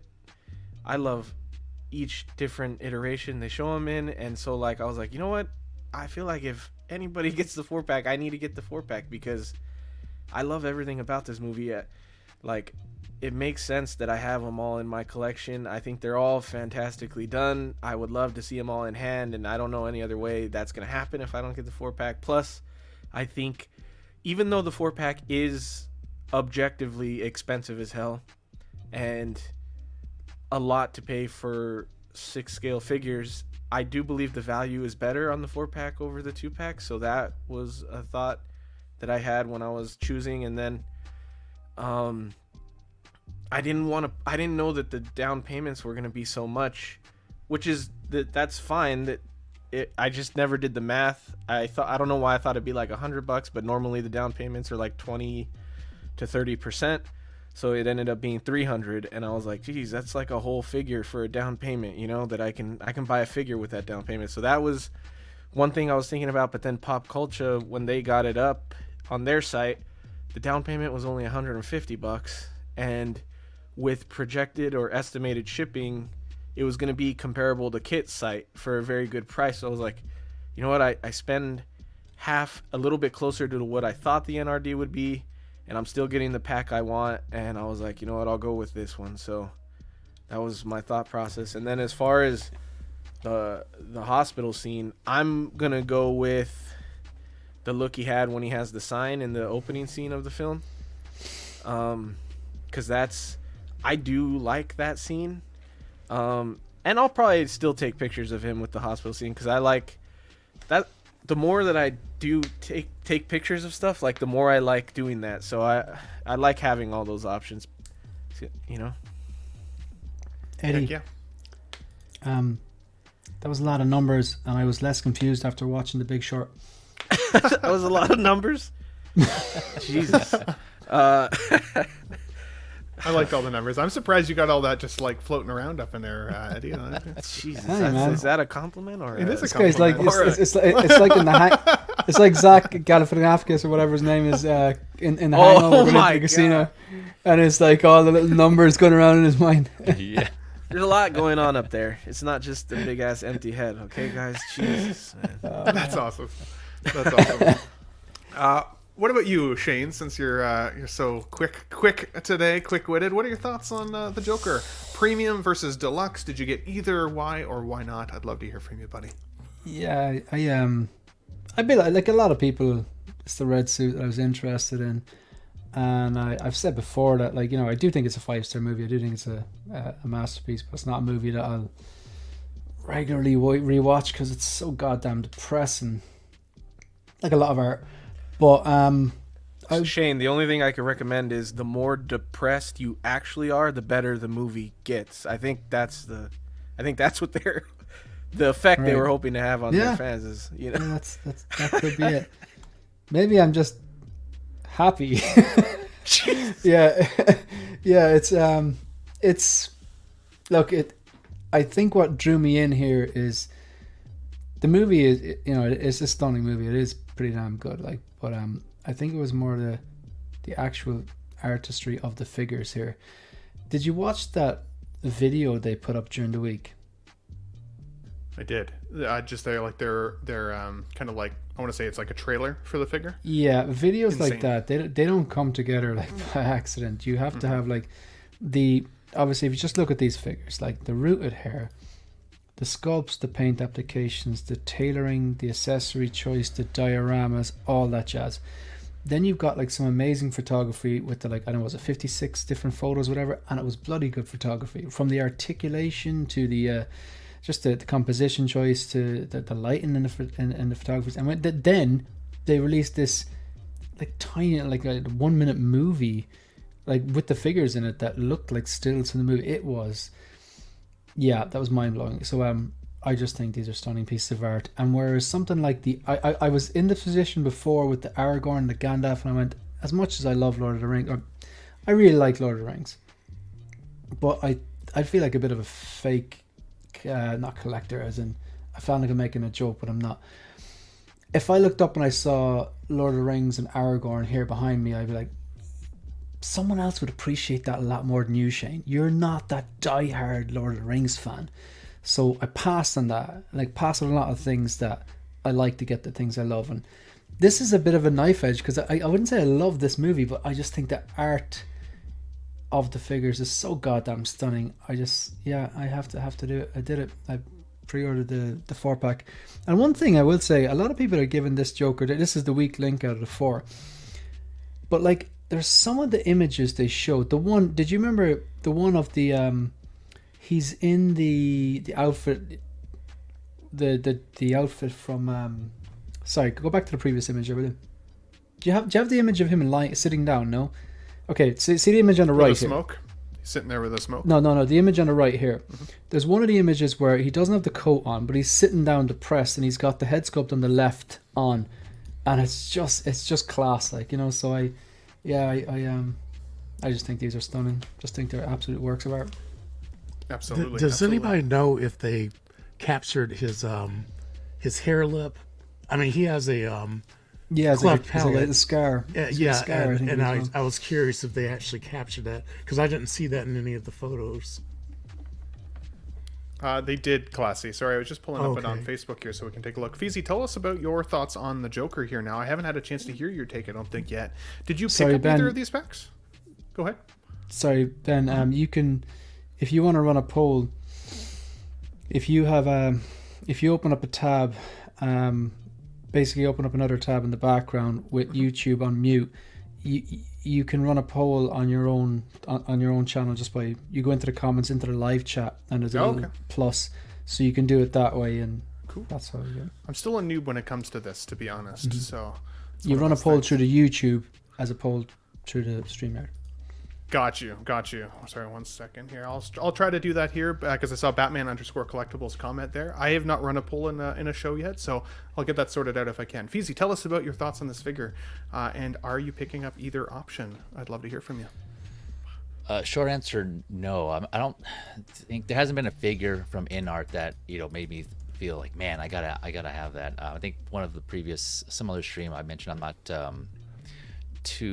I don't feel the need to get, you know, really high quality rooted hair figures. I have some that are like doll hair rooted, but not, you know, premium. And there is, like I said, it just hasn't been a figure to kind of that made me think otherwise where I needed to get it. So this one is no different.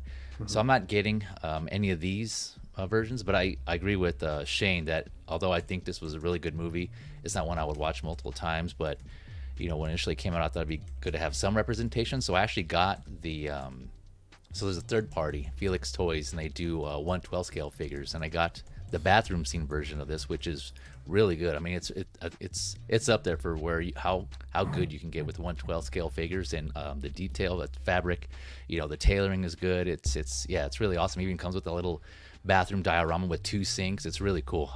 They do some good work. They did like a Rorschach from Watchmen and Heath Ledger Joker. So I got that one, and I think that was good enough for me. But one thing I also wanted to touch on, I've been hearing people say that they only want a certain Joker version from these packs, and of course they're locked behind a paywall. You can either get the 2-pack or the 4-pack, and I've been hearing people say well, I kind of want this. I'm thinking about just buying this set, whether it's a 2-pack or the 4-pack, and selling off the others. I would just, if you're thinking about that, I would just consider, like I said, I've been hearing that on a lot of streams, and usually when I hear people say things like there's like a bunch of people having the same idea, the market ends up being flooded, right, with people who are wanting to do that, and so that'll make it difficult for you to sell those figures if a lot of people are doing it. So just something to consider, right? If you want to do that and everyone else is doing it, well, I'm exaggerating, not everyone else, but a lot of people, it may be kind of hard to sell those off for a decent price, so you may take a hit. That's just my thoughts. I'm not saying it's going to happen, but just something to consider. So be wary of that. But yeah, overall, these are a pass for me personally. But they look good, though. They look great. I do agree. I can't deny how great they look. Yeah, dude, absolutely, and well said. And that trailer I just had playing while you were chatting, like, that's mind blowing. That's a really well and effective way to sell a figure, in my opinion. Eddie, I see you smirking over there. Do you got something that you wanted to add, or? I'm like the teacher that calls my out bad. the I'm fucking, joking with people in the chat. I made a joke in the chat before Feezy said that. He's laughing at his own joke. Yeah, I do it too. Oh man, I missed it. Yeah, just teasing you, buddy. I was saying, why didn't InArt think of their customers and offer a single pack sculpted version to make it more affordable? It just doesn't seem right to me, Other than the price, I think, right? But I know you're trolling. That's people, the Eddie we know and love. Eddie's just like Eddie's stirring the pot like he's just trolling. Charlie's mom in Charlie's factory Oh stirring my the God. laundry. Remember the there's a scene where she's like stirring the laundry, isn't she? Yeah. You want to help me stir? These images are crazy, by the way. 1/6FigureFocus with another €5. Thank you, good sir. I appreciate your support. Says, single songwriter is one of the most positive and supportive members of the 1/6 community. Long live the king. Absolutely, absolutely. Let's give you this, because this, is for both of you guys. Let's see. Let's give you this. I want my €5 back. Okay, I'll give you one of these too.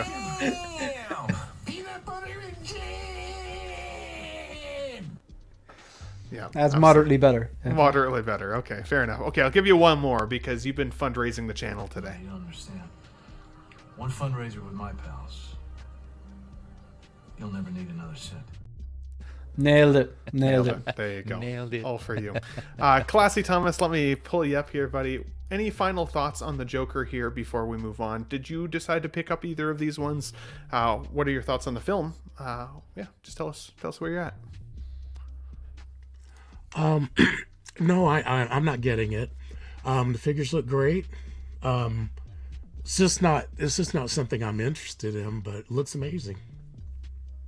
Heck yeah, absolutely. Then guys, let us know in the chat, or if you're watching on replay, which pack did you pick up? Were you like Eddie? Did you break all the numbers down and get them all memorized before making a decision to troll the community or not? Also, we want to know, if you're going to get this, are you going to try and do some diorama displays with it as well, or incorporate what they've given you and build off of it? I saw a few of you in the chat there saying that you're going to try and add to it. So I'd be curious to see how you guys are going to display these figures for sure. Ben, though, I do think it would have been really cool, and maybe a third-party group will get it, is if somebody does a De Niro, so you can actually have him on the other side getting shot. I'm sure somebody will do it. That would be awesome. I totally agree. Him at the desk there and everything. Yeah. Pretty intense scene for sure, though. But yeah, no, 100%. Now, talking about fundraisers, if I'm going to consider this next one, I think I'm going to honestly need Shane's help with more euros, because I have no idea how most collectors will consider this for their collection, or if it even makes sense to consider it. We're looking at the J&D images here of the Batman, the Dark Knight, and the Dark Knight Armory that they've got coming up. And I was seeing pricing somewhere in the $800 range for very stripped down release. Overall, power pose in terms of the Batman, not like flexible at all, can't make him look any different than what he looks like kind of here in the images. The Bruce Wayne does have some posability, but again, when you're getting into the $800 plus range for a figure, I think that that's aggressively expensive, and I'm not totally convinced this is any better than what we've seen from Hot Toys, to be fully honest, considering Hot Toys has done both this version in the past, as well as the Dark Knight Rises clear glass version that is yet to come out yet.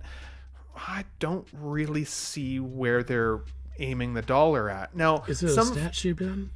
So it practically is a statue, Classy, in terms of the Batman suit itself. Now, they are 1/6 figures, at least in terms of their construction and their size. And the again, the Bruce Wayne has some level of posability, which is cool. But I think you can see here with the headpiece for the Batman that kind of connects in, I think that's probably part of the reason he's not as posable as we're used to. I just don't really understand where they're getting these prices from. Now, I do think that the Bruce Wayne, the Christian Bale likeness, while I don't think that it's still perfect, I do actually think it's better than the more recent version we've seen from Hot Toys of their power pose Bruce Wayne that's standing outside of the glass armory. I still think the likeness is better there, but I still don't think it's worth the crazy money that it's going for. Now, the only other thing that I'll say before I ask you guys what your thoughts are here is the Joker that they've posed along with it. I feel like a crazy person because I actually have pulled the trigger on the Type A Joker because Heath Ledger's Joker is one of my favorite characters of all time. But these two pictures aren't really selling me on it. Some of the other promotional images they'd shown us in the past were, and that's why I decided to pull the trigger. These ones don't look so great. So I'm kind of worried. I'm curious if you guys in the chat or in the panel here, if you've ordered the Joker, are you feeling the same way, or maybe is it just a bad picture? But Eddie, I want to go with you first because I don't think I've actually heard your take on this yet. What are your thoughts on both this Batman and Armory as well as some of these additional images of Joker? Do it. Is that my take? No, absolutely not. First of all, I don't know that J&D is doing a good job selling themselves with their first couple of outings in 1/6 scale here. I get that they've never done these characters, but it's just, for me, it seems like a bad time to do these characters in 1/6 scale, especially at that price point, just because InArt is kind of they beat them to the punch on that one. So it's like you arrive late, you got to start somewhere else, and then maybe you can take a swing at these a little bit later. So that's how I feel with their first offering. And then as far as like the statue thing, like that is really weird. I have never heard anyone wanting a power pose figure in 6 scale ever. So I don't know why they thought that might be a good idea. It almost seems like they're not doing market research for 6 scale. Either they are, and they're just doing the complete opposite of what they think will work because of their big ego. I have no idea what their thought process is behind it, but it's just weird because in statue companies, J&D has a cult following, and the people that have them love them, and like a vast majority of the rest of the community don't. And then it seems like they're coming into 6 scale and trying to please that cult following that they already have that has the statues, and it's like, dude, you're into a completely different demographic now. Who are you offering these to? Because we don't want them, especially at that price point. Like, I don't know. To me, nothing they're doing is making sense. I don't think there is any reason, anything at all that actually sells them other than their seamless neck that is also articulated in the silicone. Like, that sounds interesting to me, but not at the price point that it's offered at. I did, however, love the likeness on the Joker. I thought it was very, very strong. And in some ways, I thought in hand it would be better than the InArt one.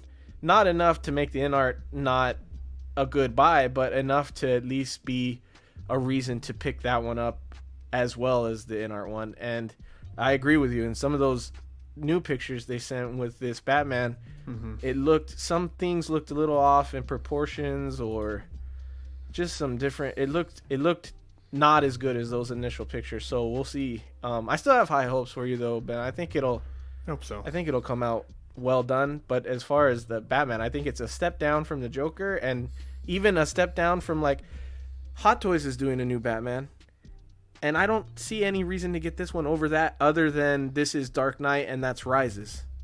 So, but there wasn't that much of a difference between the Rises suit and the Dark Knight, anyways. Right? Just the armory, right? Just the armory. If anything, I would have rather have a Batman Begins suit from them, because the Hot Toys one, the 2.0, wasn't really all that great or well received, right? And what if they could find a way to do that suit in silicone that would make it articulated? Like, see, that seems like a smart idea, but or if it had to be power pose, at least make it the Batman Begins suit, because it's so thick rubber that if they had to construct it in a way that was like where he's like sitting on the ledge or sitting on the railing, you know, where he's got kind of like he's tucked in talking to Rachel. That could have been a really cool looking pose that you couldn't just pull off with a 6-scale figure normally very easily.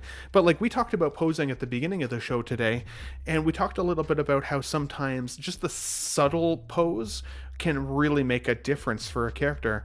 This looks like you just pulled him out of the box and plunked him on the shelf, like, without even trying. Like, it's not even a fun power pose. It's super, super basic. Blur Dad Life, new channel member, says, Batman is not a power pose character. J&D is seemingly arrogant with the pricing. And I get that, 100%. I saw another comment here. Through Blue Tattoo, J&D has never been great at head sculpts, even in 1/3. Their 1/6 scale are just as bad, if not worse. And I mean, it'll be interesting to see, right? Because I know some people love their J&D statues, love them. And then other folks, even myself, have looked at some of the finals and thought, it doesn't look as great. That's why I feel like I'm gambling so hard with my money when it comes to the Joker, because like that's even like just the deposit from you is $200 Canadian. So that's $200 out the window if it gets closer and it looks like hell or doesn't look as good as it at least has been solicited. But great takes there, Eddie. Totally agree with you. Shane, what are your thoughts here on J&D? Both the pricing, what you're getting, is there value here? Do you think this is insane and arrogant? Where are your thoughts at? We are their target audience. We literally have a group chat called the Dark Knight Buddies. Yeah. As lame as that sounds, when I say it out loud. But like, we are their target audience. And we're 6-scale collectors. We're big into this trilogy. We should be like, they should be picking us off like flies. We should be all like, I wasn't really keen on the Joker. I just wanted a red suit. Bang, 4-pack. Do you know what I mean?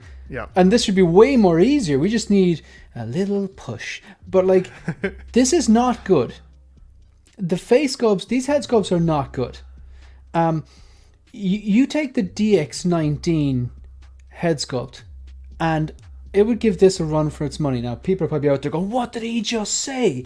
Think about this. The DX19 is no more better than this. The DX19 is softer, whereas this is like has over texture. Hence why it looks like it's 60 years of age. I don't think these are good. The whole point of a figure is so you can articulate it at least some amount. You can't articulate these. This whole like the tailoring. I'm trying to be positive. The tailoring actually looks quite good. The body proportion tailoring looks quite good. I think they've nailed that. I don't think the head sculpts are good on either of them. This is what I think. Can you add that there? That kangaroo image that I have gone up there. This is like some image that I remember. This was at the back of my. That's Collector Joey.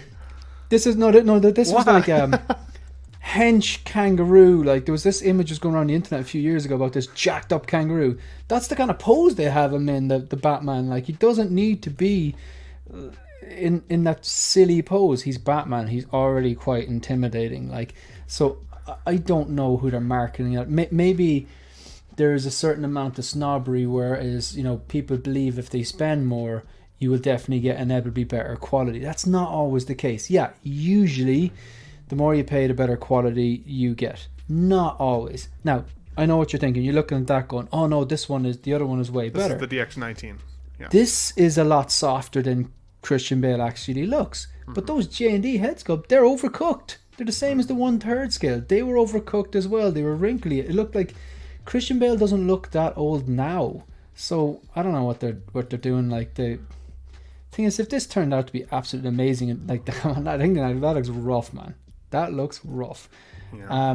No, I just have no interest in this, and I'm not excited about it at all. Whatever about the Joker. I thought the Joker looked alright. I didn't like this Merkin sculpt, but I hope it turns out alright for your sake.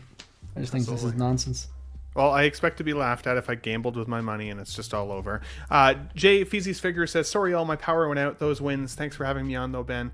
Not fun. If you're able to make it back in, you're always welcome to join us back once again. Otherwise, we loved having you here. Make sure you do subscribe to Feezys Figures on YouTube if you have not already done so. SpongeBob, Classy Thomas, any thoughts on J&D before we move on to the next one, which is Han Solo? And I'm excited to hear your takes on that as well, guys. Yeah. Any final thoughts here on the J&D? Yeah, just not impressed. I think that for the price, they should be doing much better. As Shane said, the tailoring is quite impeccable. So I will give them credit for that. But even their posing, if you're going to advertise your figures, hire somebody who knows how to pose them. I mean, that is so lackluster.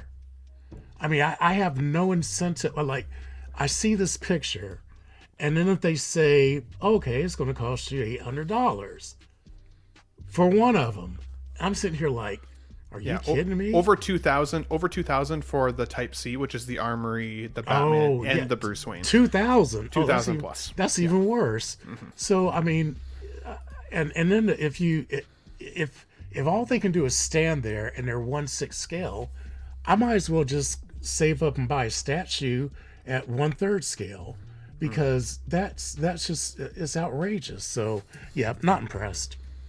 Yeah, I was just taking a look here just for price clarity. So the Type A is $829 with free shipping. That's of course in like their country. Keep in mind, there is no retailer right now that is getting this.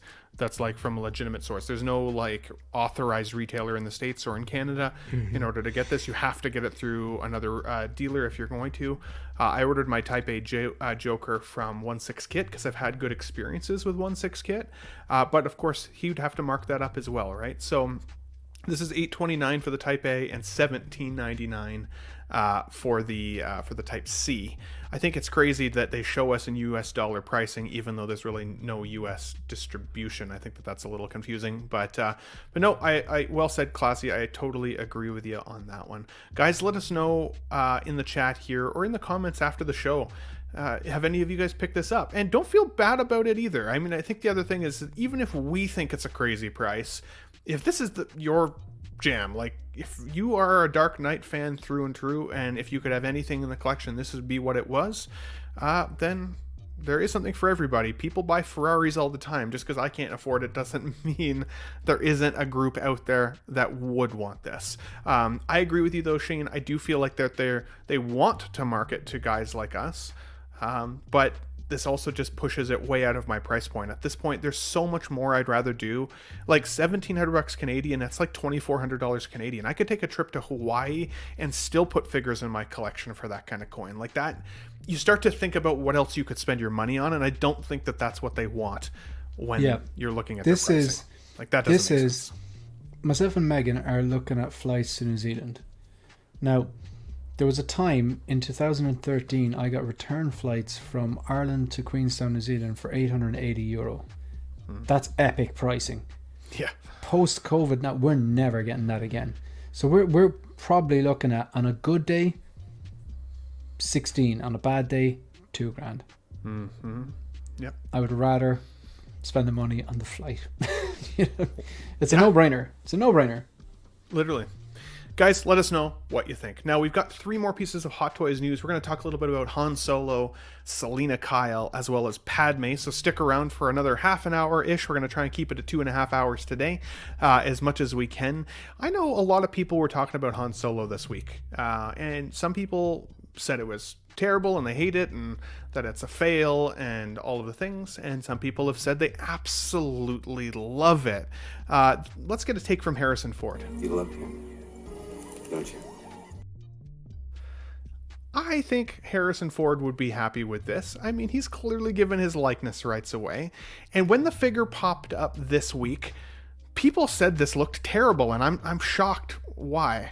I'm just trolling. This is clearly a version of Han Solo that you can get, and I wanted to share this because of how bad that looks, despite it having some significant rarity. Then I took a look at this one, which is Han Solo in jacket. He looks like somebody down in the streets of Toronto, Ontario, who would flash you under his jacket if you're not careful. So be careful. And then shoot you. And then shoot you. That's right. But after seeing some of these iterations of Han Solo, and no shame to the people who collect these, because I know there's some serious value there. I'm just teasing. Seeing this pop up is actually a pretty incredible likeness, in my opinion, to Han Solo and Harrison Ford. Some of the angles, I can see why there is some criticism around the hair sculpt, for sure. It does feel a little bit almost on the thick side, a little plasticky, for sure. But I do think that the likeness with Harrison is actually really strong. I found this photo, which is an old picture of like a collectible card to go along with the sculpting, and I think that the styling is actually pretty damn close considering it's sculpted, as well as some of the forehead wrinkles. I know that's been some criticism in the community lately. While his forehead wrinkles clearly makes him look like he's never had Botox, I think you could probably hold a credit card in there. I still think you can kind of see it with the pictures. So I'd be curious to see what you guys think. For me, this was a buy. I already put my pre-order in. I can't wait to get this in my collection. I don't think I'll display it with the jacket on. I think I'll have him more with kind of the traditional look that we saw from these photos. I think that, to me, feels more Han Solo, but I'll be curious to see what you guys have to say. So, Shane, let's start with you first, buddy. No Botox, extra Botox. What do you think of the sculpt, of the hair, and the figure itself? Right. So, right from the start, I don't have a Han Solo. I like to kind of outline the background, so it's kind of relatively unbiased. I was looking forward to more figures from the 40th anniversary of Return of the Jedi. I don't fall into this mind saying of you should be thankful for what you get. I think that's bollocks. Like, I mean, they advertise it as 40th anniversary and you get 2. They give us 9 for Attack of the Clones. They give us 4 for Empire Strikes Back. I don't like that, oh please Howard. Like, so I wanted a Han Solo. I got a Han Solo. I don't care what it's branded. I don't care if it's 40th anniversary, Return of the Jedi, A New Hope, whatever. Once it's original release, like, and this looks fantastic. Like, it does look fantastic. The body proportions are great. You can have the classic look, but then you can have also the trench coat look. Figures with trench coats are quite good. The base I could take or leave because, to be honest, I'm not going to use it. All those are hands. They're highly detailed, although a bit waxy. I do think they're going to soften. Not concerned at all about the wrinkles on the forehead. I do believe they will soften. We know 99% of the time, from prototype to final product, it softens. We've seen this with Tony Stark in the past as well, so I don't mind those wrinkles. But that hair is not it. And there's this thing in the community this year, so this week, I'm just going to say it, like, Will put up a video, and in the thumbnail it said it's a fail. And now, I don't think this is a fail. I personally don't think it's a fail. And again, just because I mention Will doesn't mean it's a call out or beef. There's nothing like that. I watched the video. Love you, Will. Pardon? Yeah, no, as in, like, no, love you, as Will. in, just as in, there's no, like, He's watching. If you say his name 3 times, he'll show up in the chat. We're allowed reference, like, other YouTubers respectfully. Like, Will made the video. It said it was a fail in the thumbnail. I watched the video and I respect his opinion on it. I don't think this is a fail. However, he had some good points concerning the hair. I think the hair is questionable. I do think it's a bit of a hermit or a Lego head. It doesn't look natural. I think that it does need work. And I've heard the whole things like, it was the 80s, whatever, it's 1983, and that the volume was the thing and his hair is puffy. But I think it was Eddie summarized it best when he said that I think, correct me if I'm wrong here, Eddie, but his hair in Return of the Jedi was poofy. And by nature, when hair is poofy, it means kind of standing up in parts, and there's air pockets and stuff. You can't really, it's very hard to capture that with plastic, so therefore it looks like a more solid lump of plastic. I think this is still a win. I'm still excited about it. Mm-hmm. The hair needs improvement, but it's not a deal breaker. And as Trevor Shooter pointed out, if they just have a few stray hairs around the place, I don't. My point is that, like, it's okay to voice an opinion that's differing from the crowd. Like, I think that's fairly constructive. I'm excited about this. I wanted this, whether it was Return of the Jedi 40th or whether it was A New Hope. We've a Han Solo. It's there. It'll be out in a year, 18 months. It's accessible. And I think it looks pretty damn good. But I'm not going to be like, and the hair looks perfect. Because it doesn't, in my opinion. No, fair enough. And you know, like you were saying with regards to Will there, I think if that is his opinion, that, you know, is valid. I feel like you're allowed to say what you want. I don't. No, think, 100%, Ben. Sorry, Ben. I don't mean to cut you off again. Like, sorry, I don't mean to be rude, but like watching his video, like I was kind of going, like, I'm just there watching, eating my cereal or whatever, and like, okay, that's his opinion. There's zero emotional response there. It's just like, that's the guy's opinion. That's fine. Like I don't think. I know. I personally don't get wound up about other people's differing opinion. I welcome them on the Hope Show every Monday night. Shameless plug. But you know what I mean? It's like. I just don't think it's a fail, but at the same time, you had some good points. I think it's hard to talk about things that have so much nostalgia for so many people, because, like, for me, I love Star Wars, like the original trilogy, and so it's easier for me to turn a bit of a blind eye to it and say, you know what, I don't think it's perfect, but I still can't wait to buy it. I still can't wait to have it in the collection. For some people who maybe don't absolutely love the films, Will being one of them, again, I think he's said the film for him was mid. Whatever, that's how he feels. He doesn't have that nostalgia. You should have led punch, with that. right? He doesn't have. Led with him saying if he doesn't have the nostalgia punch in the chest like I get for this film, then I can understand why it would be enough of a reason to say I'm not going to buy it unless they improve it. I don't think that is any level of like tap out excuse for collectors or anything. If you want it, get it. If you don't, that's okay also. But it is difficult to talk about things that for people that have so much nostalgia. Later in this video, we're going to talk about, or in this stream, we're going to talk about Padme, that I actually think is objectively significantly worse than this. Honestly, that's my opinion. Now, because I don't have the same nostalgia for the prequels that I have for the original trilogy, maybe that's part of my opinion there, and we'll share that later. But for this, I agree with you, Shane. I think you can have an opinion and enjoy it and move on with your life. Buy it or don't. Like they say over at Collecting Weekly, buy it or don't. It's kind of like Ben. Sorry, I know I don't mean to keep cutting across you, but this is something that I think people need to work on. Like, you know, like say, you know, yourself, myself, Marco, Bretta, Eddie, you know, pretty much diehard Dark Knight fans. Mm-hmm. But like Anthony 6K Mafia, like regularly says he doesn't like the trilogy at all, and that's perfectly okay. Like. Mm-hmm. And like, you know, I still watch Mafia's channel and stuff like that because it's like he's just sticking his guns. He doesn't like it, but it doesn't elicit any sort of emotional response. You know what I mean? Yeah. It's like I go to quote you guys, full Vulcan. You know, in terms of this stuff, no emotion. It's just like that's fine. I like it. You don't. Well, and like, on the other side of the fence.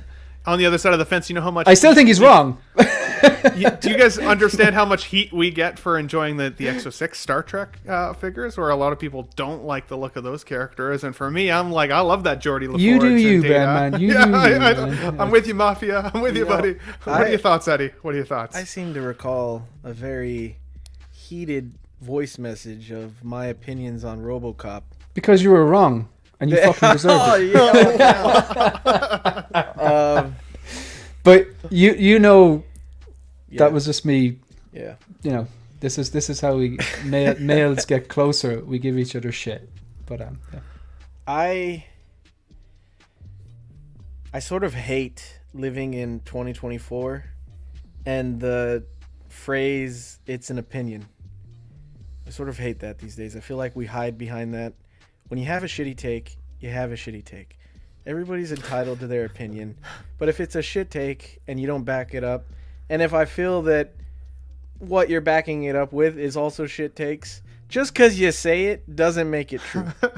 It has to be logical. And so I'm not saying that that's what Will's opinion is. I'm just saying everything can be hidden behind that phrase. It's an opinion. It's how Eddie, I feel. Well, Eddie, it's not pronounced shit take. It's pronounced shiitake. There you go. You're right. You're absolutely right. That's the classy spin on it. The classy spin. But anyway, that's how I feel about the opinion. We're not in classy mode now, Thomas. Get with the program, read the room. Dark now. It's officially I'm just Eddie, messing. I'm just messing. whether it's like, and again, this is just, we're using Will as a reference point, but let's be honest, everybody's been talking about this figure this week. Do you think it's a shitty take just because you don't agree with it, or like what makes it a shitty take to you? I guess is the question, because you can still say, my opinion is that I don't like this. I don't think that it looks good. That's not necessarily a shitty take either. You're right. It's subjective. Collecting is subjective. A lot of things are subjective, but I do feel objectively the likeness is there. I do feel, with the way Shane said, that how something will come across. These aren't real people. These are toys. So the hair is not. That's how it's going to look fully sculpted instead of being rooted, where it might have some light shining through, you can see through it. Yeah, some space. I got you. The way the back clumps up like that, it's gonna look like that. And to me, that looks perfectly fine. If I got it like this, I would have no problem paying full retail like this. I think it is still better than what Hot Toys has done in the past. I think it's still objectively better than certain Hot Toys we've gotten in recent years.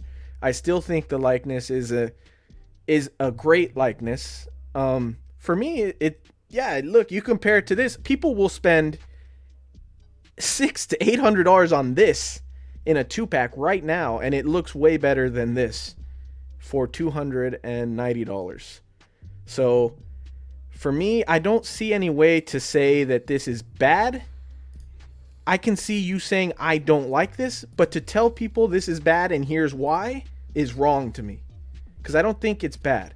It may be soft on the hair, but even in this, the hair is detailed. It's just not very deep lines. It's not very like strong detail, but it's still detailed very well. It's still painted very well. The hands look cringy right there.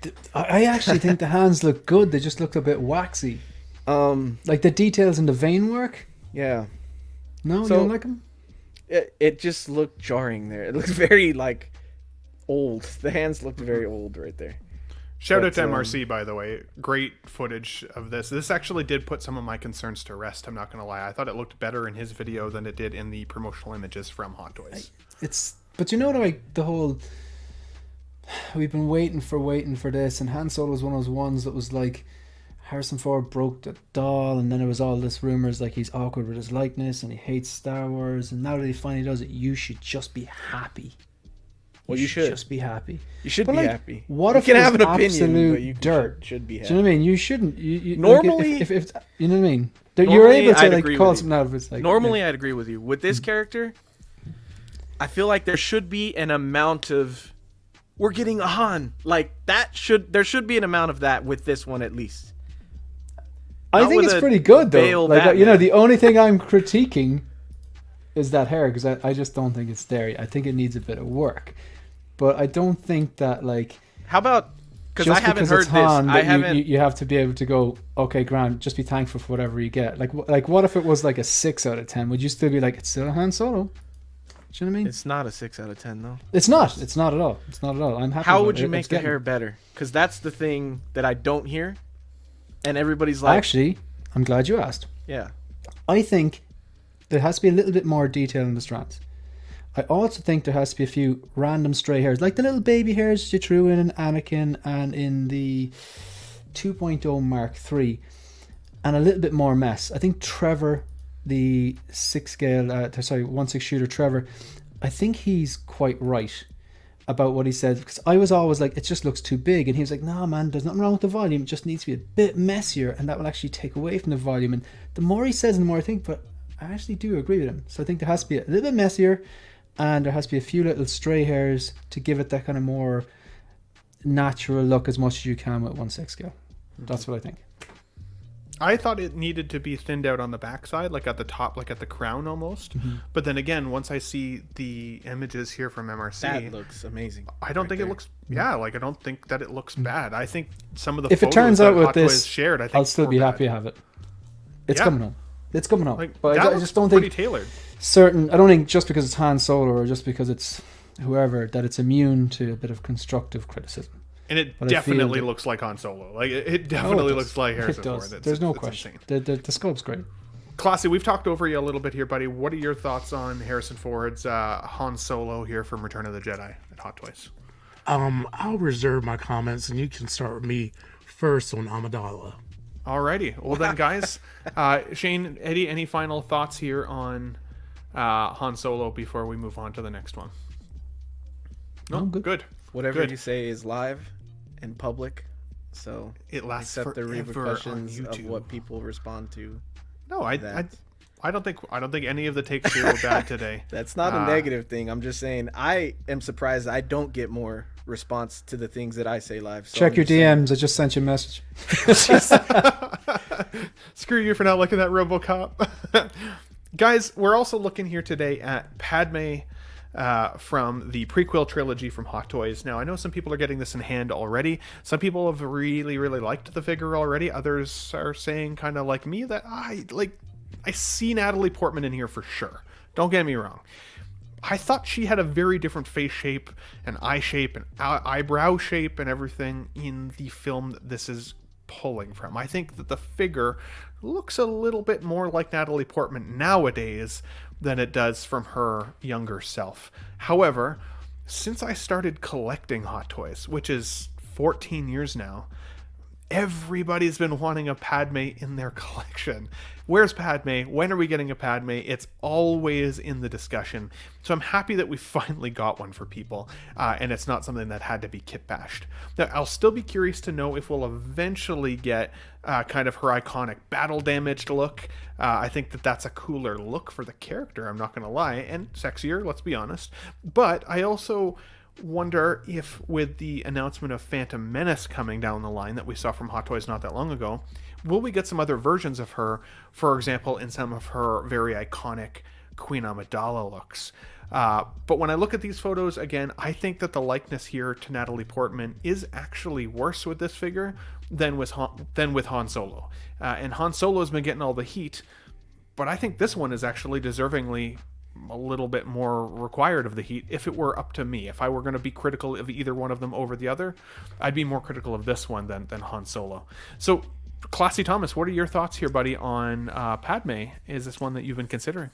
Oh, I already have her ordered. Oh, okay. If we were going to go with the movie version, I would definitely say that she does not look young enough. I think her face should be a little softer and a little bit rounder. That would soften her enough to make her look like she looked then. This does look like a more mature Natalie Portman than it looks like Amidala looked in the prequel. So I can definitely see that. Now, if we are interested in Natalie Portman, I don't think anybody should have any complaints. If they're looking for what they saw on film, then they need to soften her a bit to kind of make her a little bit more youthful looking. Because see, if you in that picture of her in front of the hut, I mean, she looks like a teenager right there, and she does. And right there, and to the right, she looks like a woman. So those would be the criticisms that I would have. Now, for me, I don't have a problem. I don't really have a problem with it because I would rather. I mean, she doesn't look like an old woman, but she looks like a woman. Whereas the picture looks more like a teenager. I would rather have the more adult version in my cabinet. But if they softened her up, I wouldn't be averse to it. So I do like it. I like the way she turned out. I think that the tailoring and the costume is fine. I know I've heard some complaints about the pants, saying the pants weren't tight enough, and I'm like, come on. I mean, really?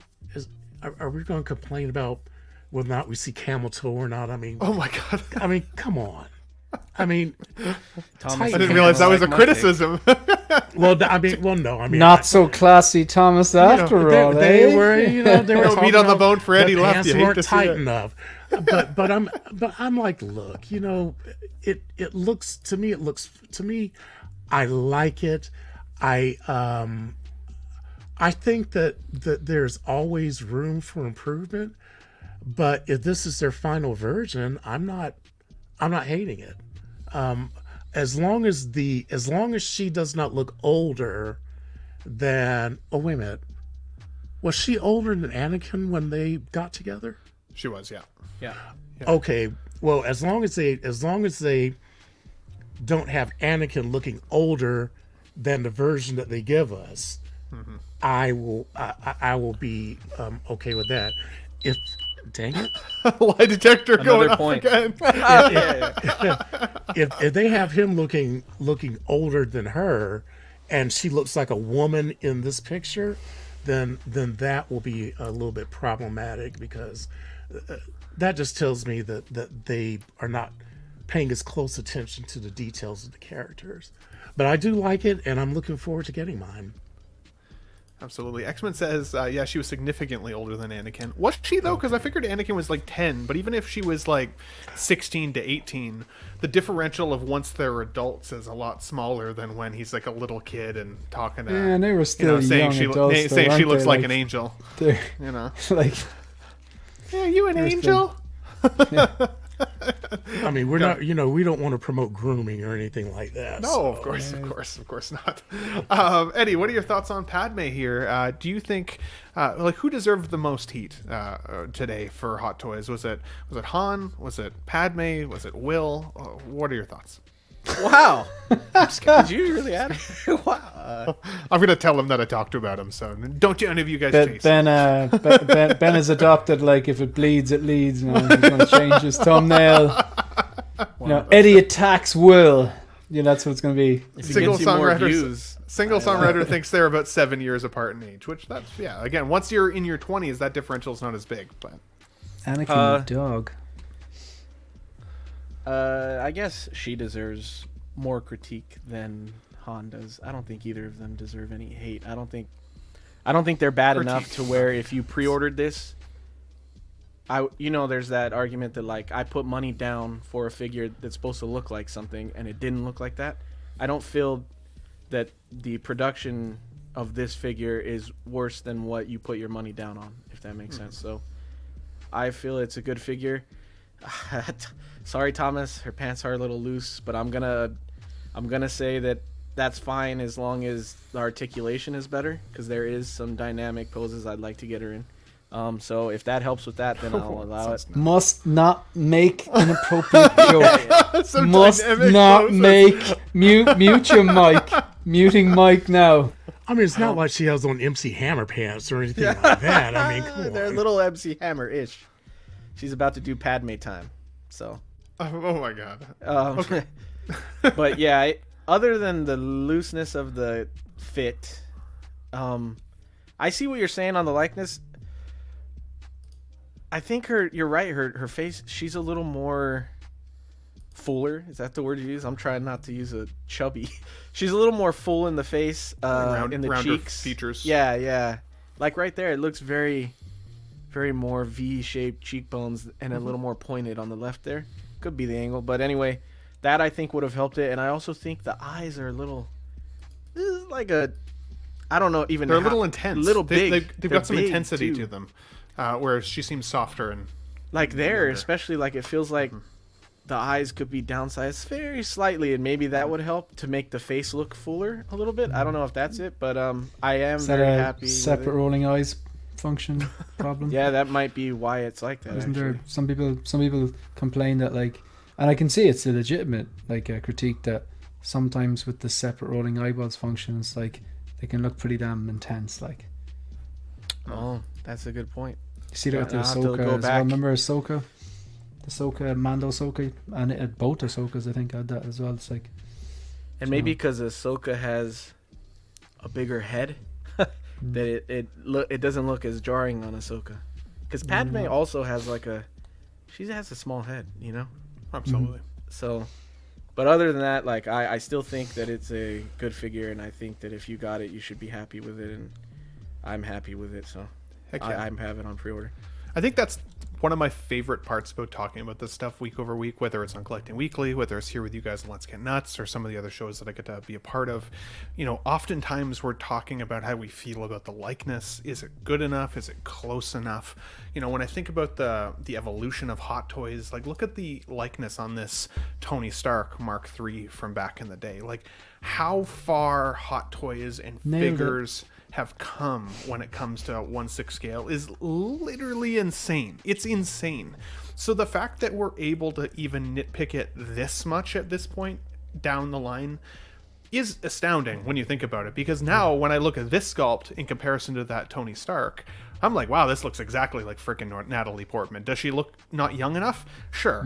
Not really, but at the same time, yeah, you put this in your collection, you're going to 100% know who the heck she's representing in your collection. And for that, I do agree with you, Eddie. I think it is absolutely worthy of being pretty happy about this release, even still. We're allowed to be nitpicky, and not just us specifically, but us as collectors. I think that that's okay, because these are still really expensive items.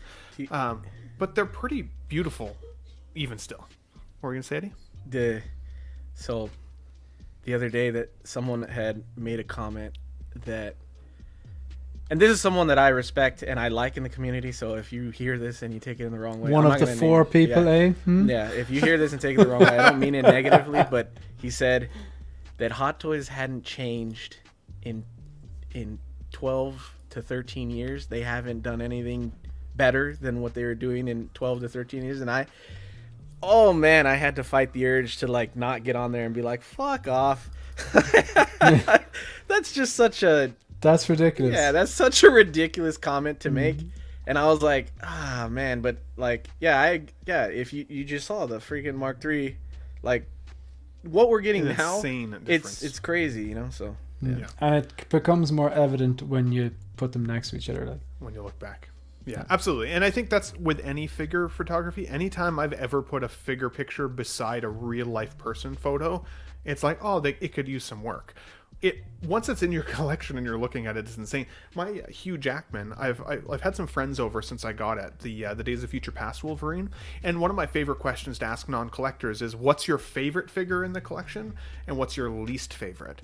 And some of the ones I've been surprised that get called out. So for example, the Hugh Jackman has been most people's favorite figure so far because they think he looks so real, which I think is like, it's an interesting critique considering how badly critiqued he was by collectors when he first popped up in the blogger photos. And one of the other figures that people often say they like the most in my collection, which again is surprising to me, is my Nightmare Batman. They think he looks really muted and grisly and like dirty and real looking, and that's actually one of my least favorite figures in my collection. So it's interesting to see what people gravitate to when they come in. But again, And seeing Ben, the Hugh Jackman likeness and that being a favorite likeness, I think is interesting. And What were you gonna say, Ben, Thomas? sometimes I've actually found that sometimes it may not look exactly like the actor that portrayed the character, but sometimes I think the figure actually looks better than a human being. Yeah, I mean, sometimes I think they made improvements. I'm like, well, maybe they might want to get a little touch up, maybe a nip and a tuck there. So it's kind of amazing. I mean, I think that the work that they're doing now, especially with the hyper realistic finishes to the skin, I mean, they're doing an amazing job now. So, I mean, if you can't be satisfied with where Hot Toys is now as opposed to where they were 13 years ago, then you're just not someone who can be easily satisfied. That's for sure. And let's talk about likeness when it comes to the actor and figures as well, when it comes to this Catwoman 2.0 that's popped up finally for release. I know this has been one that I've been anticipating because I actually had the 1.0 version of this figure when it first came out, and she peeled in terms of her suit so badly that I ended up selling it for a bit of a loss because it was unrepairable. And the person I sold it to had some repair techniques that I just didn't have in my toolkit at that point, and hoped that eventually they'd give us another one, but they have now, and some people are saying this isn't even a 2.0. This is more like a 1.5. I still think this is pretty amazing. I said that. And I completely I doubled down on that shit. It's a 1.5. I don't think this is a 1.5. I get into it. I think this is. I said that. I'm not going to back down. I said that's fucking okay. 1.5. That's okay. Don't you come in here and tell me people like Shane over here have said that this looks like a wig and that it doesn't look right or real. And like I've heard these criticisms. Not specifically from you, but I'm just kidding. But when I pull up the figure photo here beside the actual actress. I thought her hair in the movie looked a little bit like a wig. If it's not, I'm almost surprised. I think the beauty of Anne Hathaway is still present within this sculpt. I think the suit does look phenomenal. Pictures of her on the bat bike sells the bat bike to me specifically. I'm not gonna lie. Like I went out and I bought this bat bike so I could put her on it. I think that looks really friggin' good. When you see the figure photography next to the actual photography from the movie, mind-blowing in my opinion. I still think it looks really, really nice. Could they have improved certain things? Sure. I think that the hairline could have been a little bit more messy, like you could see from the actual actress herself. You could make it like give her a little bit more of the baby hairs up front and stuff like that. Yeah. But even still, I don't think that it looks bad, and I don't think we just a teensy bit lower. A little bit lower, maybe, right? Yeah, someone actually did take off the mask, and she does have quite a prominent forehead now. Yeah. But yeah, I think if they lowered it just a little bit, that you could land the plane on it. Improve it. Oh. So this is one that I am really excited to get back in my collection. I've got her on order. I'm just waiting for her to ship at this point, and I'm going to put her in the Batbike. I'm excited, or the Batbot. I'm excited to see what that looks like in the collection. Yeah, Thomas, tell me more about your thoughts on Catwoman here. Any final takes? Did you have the 1.0 version? No, I never had that. So I'm excited to get her, and I too bought the which one's that, the tumbler, is that what they call it, or the tumbler? Yeah. So I got that motorcycle, and I think at the Christmas sale that Hot Toys did, and I had already ordered a Catwoman. I was like, oh good, I can put Catwoman on that motorcycle. So I'm really excited about that because I'm gonna have her up there. As a matter of fact, I might even have one where she's where Batman is lying down on the road and she's trying to run over him or something like that. To show a little bit of that love-hate relationship they have. But I think they did a good job on her. I mean, there's nothing so egregious that I would complain about it. And I'm just happy. I'm happy that I'm receiving her, and I'm happy that they finish her. Man, that bike that is the best. That is the best motorcycle ever that has ever existed in the entire world of cinema and on the earth. That is the preach, classy. Yes. Motorcycle. Get in. I love the way those wheels spin like that. Spin sideways and stuff. Yeah, that thing is. Oh, that's the best. And again, like poses like this where you got her up on the bike, like. I know everybody, including myself. That's how she's going to literally be in the display for me. I think it's such a badass like look and like such a badass scene, right? She's being pretty sexy and cool on the bike there. So yeah. Well said, Classy. What are your thoughts, Eddie, on Catwoman? Is this one that's coming to your collection? I can't remember do you collect the Dark Knight line at all? Holy I don't remember. Shit. I don't remember. Yeah, I collect the Dark Knight line. I just started later. Oh, geez. I have the Joker. I have. Well, actually, from Dark Knight specifically, I think I only have Joker and Two-Face. I don't have a Batman yet because I'm waiting. Like, I don't need. I was gonna get the Dark Knight Rises as my Dark Knight Batman. Like, I didn't need like specifically that movie version, but yeah, I'm collecting the line, and I do want this because of that line, and I also love Anne Hathaway as Catwoman. I thought she did an amazing job. I think she looks great as the character. But I don't love the Hot Toy very much. I will only get it, I think, if it goes on a significant discount. Like, once it gets to, like, 150, then I'll be looking for it. Because I think it will get down there. You think it'll get that low, eh? Yeah, Bargain bin for bros sure. contender. I think I don't love the hair at all. I hate the hairline. I hate the hair material. Looks very, very doll-like, and I know it is a doll, but I don't want it to look that way. I don't like the bunching on the boots. The material looks better on this one than the old one. I do like the material, but I don't love the way that, just the boots look bad to me. And so, I don't know. I don't need it immediately. I'll wait for a while. So I dated a girl that had boots like this though, and they crumpled like that every time she'd sit at a table or anything like that. Like, I actually think it still looks. Oh my god! Wow.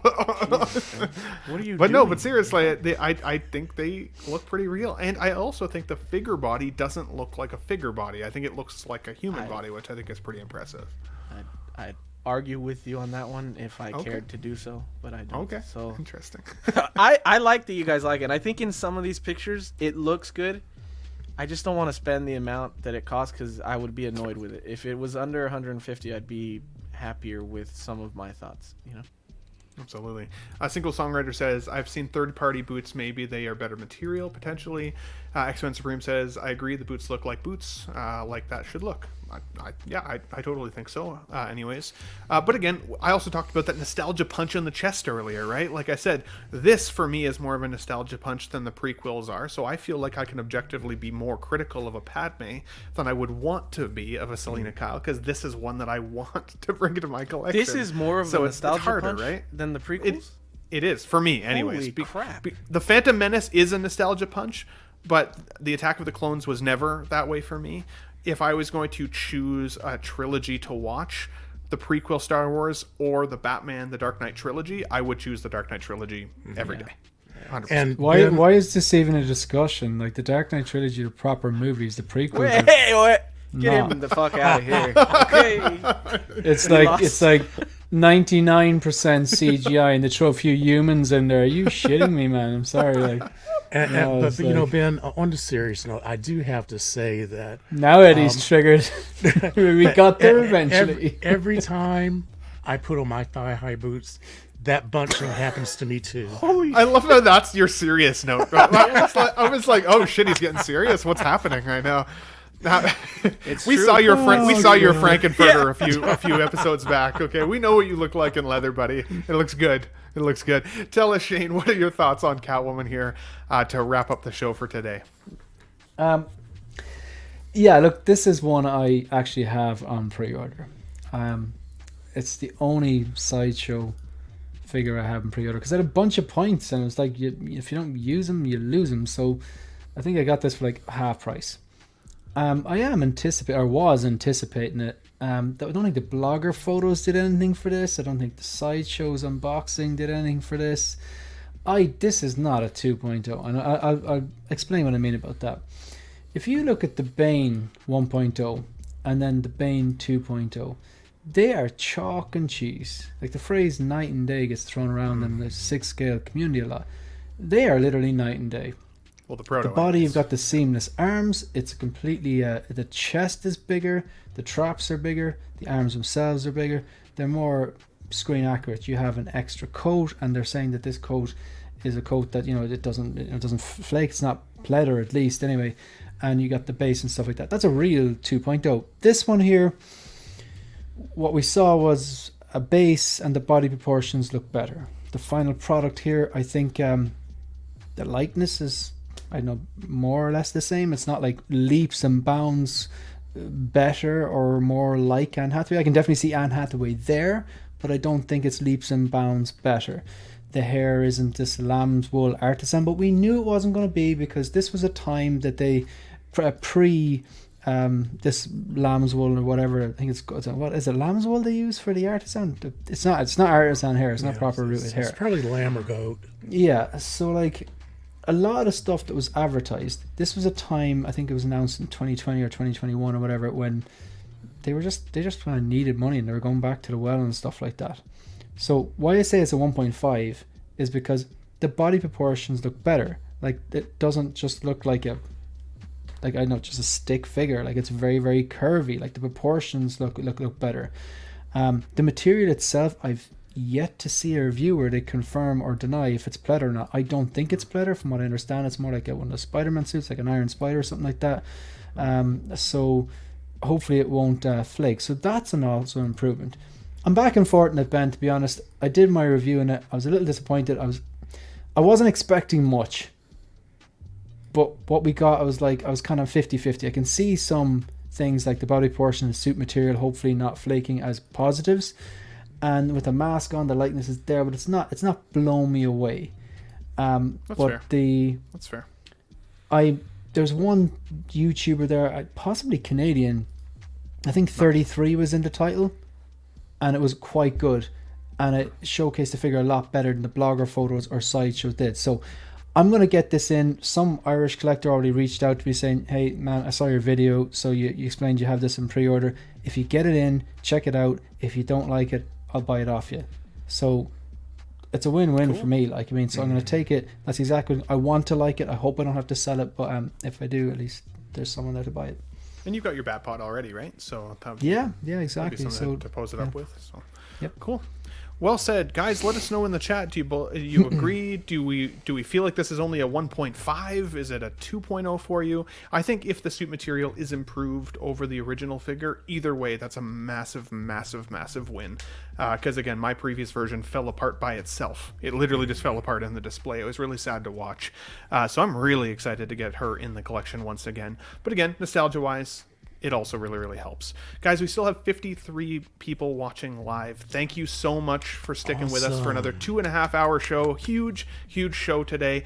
Big thank you to my panel of folks here that come and support me every single week, and the chat as well. Once again, some house cleaning. We do have our Tough Nut membership badges up on the screen here. If you're interested in becoming a Ben Thomas Show member of the Tough Nut crew, $1.99, nothing too crazy. You get these emojis beside your name while you're in the live chat with us. Or sorry, badges, I should say, in the live chat with us, and then some emojis as well. We are going to add the Nutbuster logo in there for the emojis, and the Venkman Nutbuster as one of the tiers of the membership as well.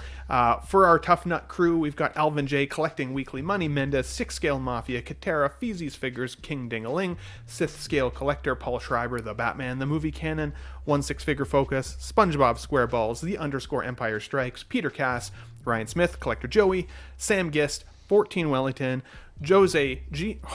Hernandez, apologies. 12-inch Moose Stream, Jose, oh my god. I actually had a friend named Jose, and it was spelled like Jose, so that gets it in my head. So, Jose G. Hernandez, 12-inch Moose Stream, and Collection Obsession, as well as today we've got Blurred Dad Life joining in as our 23rd member. Once again, if you just joined in, if you're interested in joining the membership, the link is in the chat below. Classy Thomas, what do you have coming up, buddy? Where can we find you next? Tell us about your life, buddy. I don't know. I don't have anything planned. I'm just working on some projects, and if I get around to filming it, then I'll put something up. But I'm not going to make any promises, because I found that I have not been very good about following through with them. So I think if it shows up, it'll just be a wonderful surprise. Yeah. But I'll show up in different streams when invited, and I'll definitely be in chats. I will be on the After Dark on Wednesday evening with Collecting Weekly. Nice. So but other than that, I'm just around saying hey. Heck yeah. Good to see you, buddy, as always. Where are my thigh eyes? Yeah, oh my god, your Frankenfurter thigh eyes. Love to see it.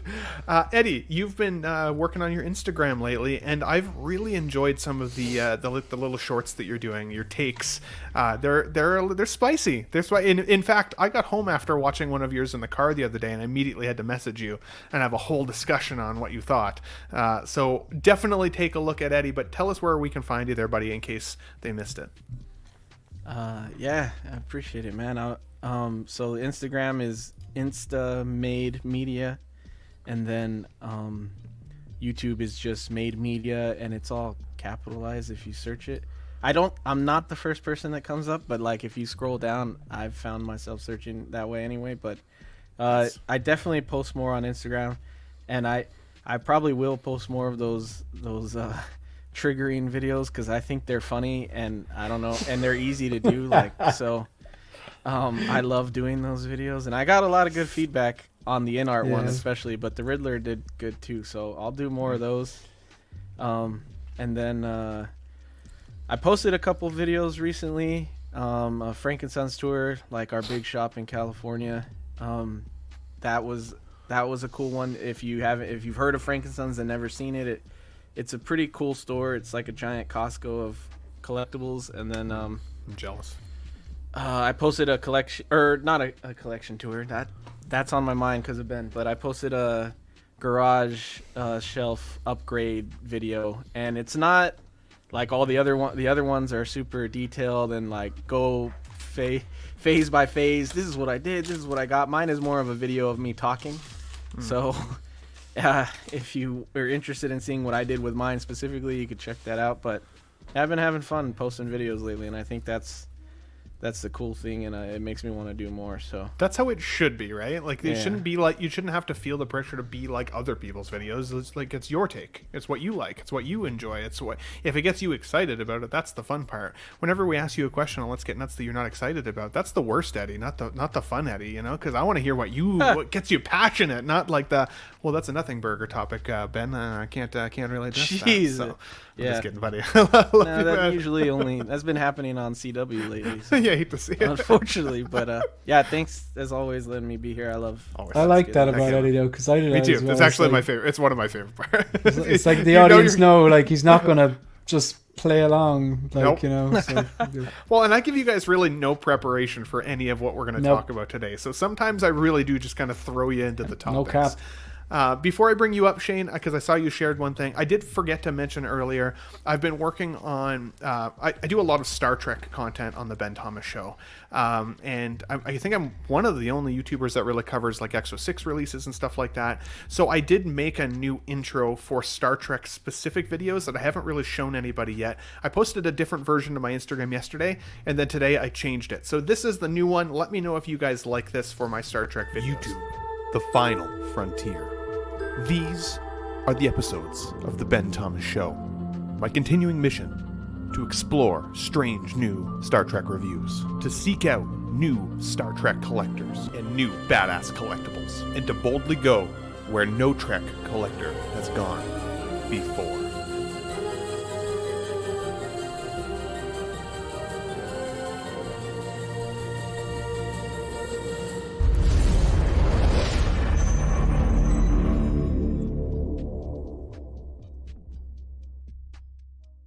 So Good job. For 37 seconds of footage, that took me like all day yesterday. oh man, editing. It's crazy. So let me know if you guys like it or if you recommend any tweaks, and I will consider it. Shane, 1/6FigureFocus, good sir. Thanks for coming back. I appreciate it. I'm glad it was not a school night for you. Thanks for staying up so late. am I, man. Absolutely awesome. No, thanks very much for inviting me out. I just want to say, just before the stream finishes, like, with the will thing, like, I think sometimes on the YouTube world, if you mention another content creator, it seems like people have beef, and that is just not it at all.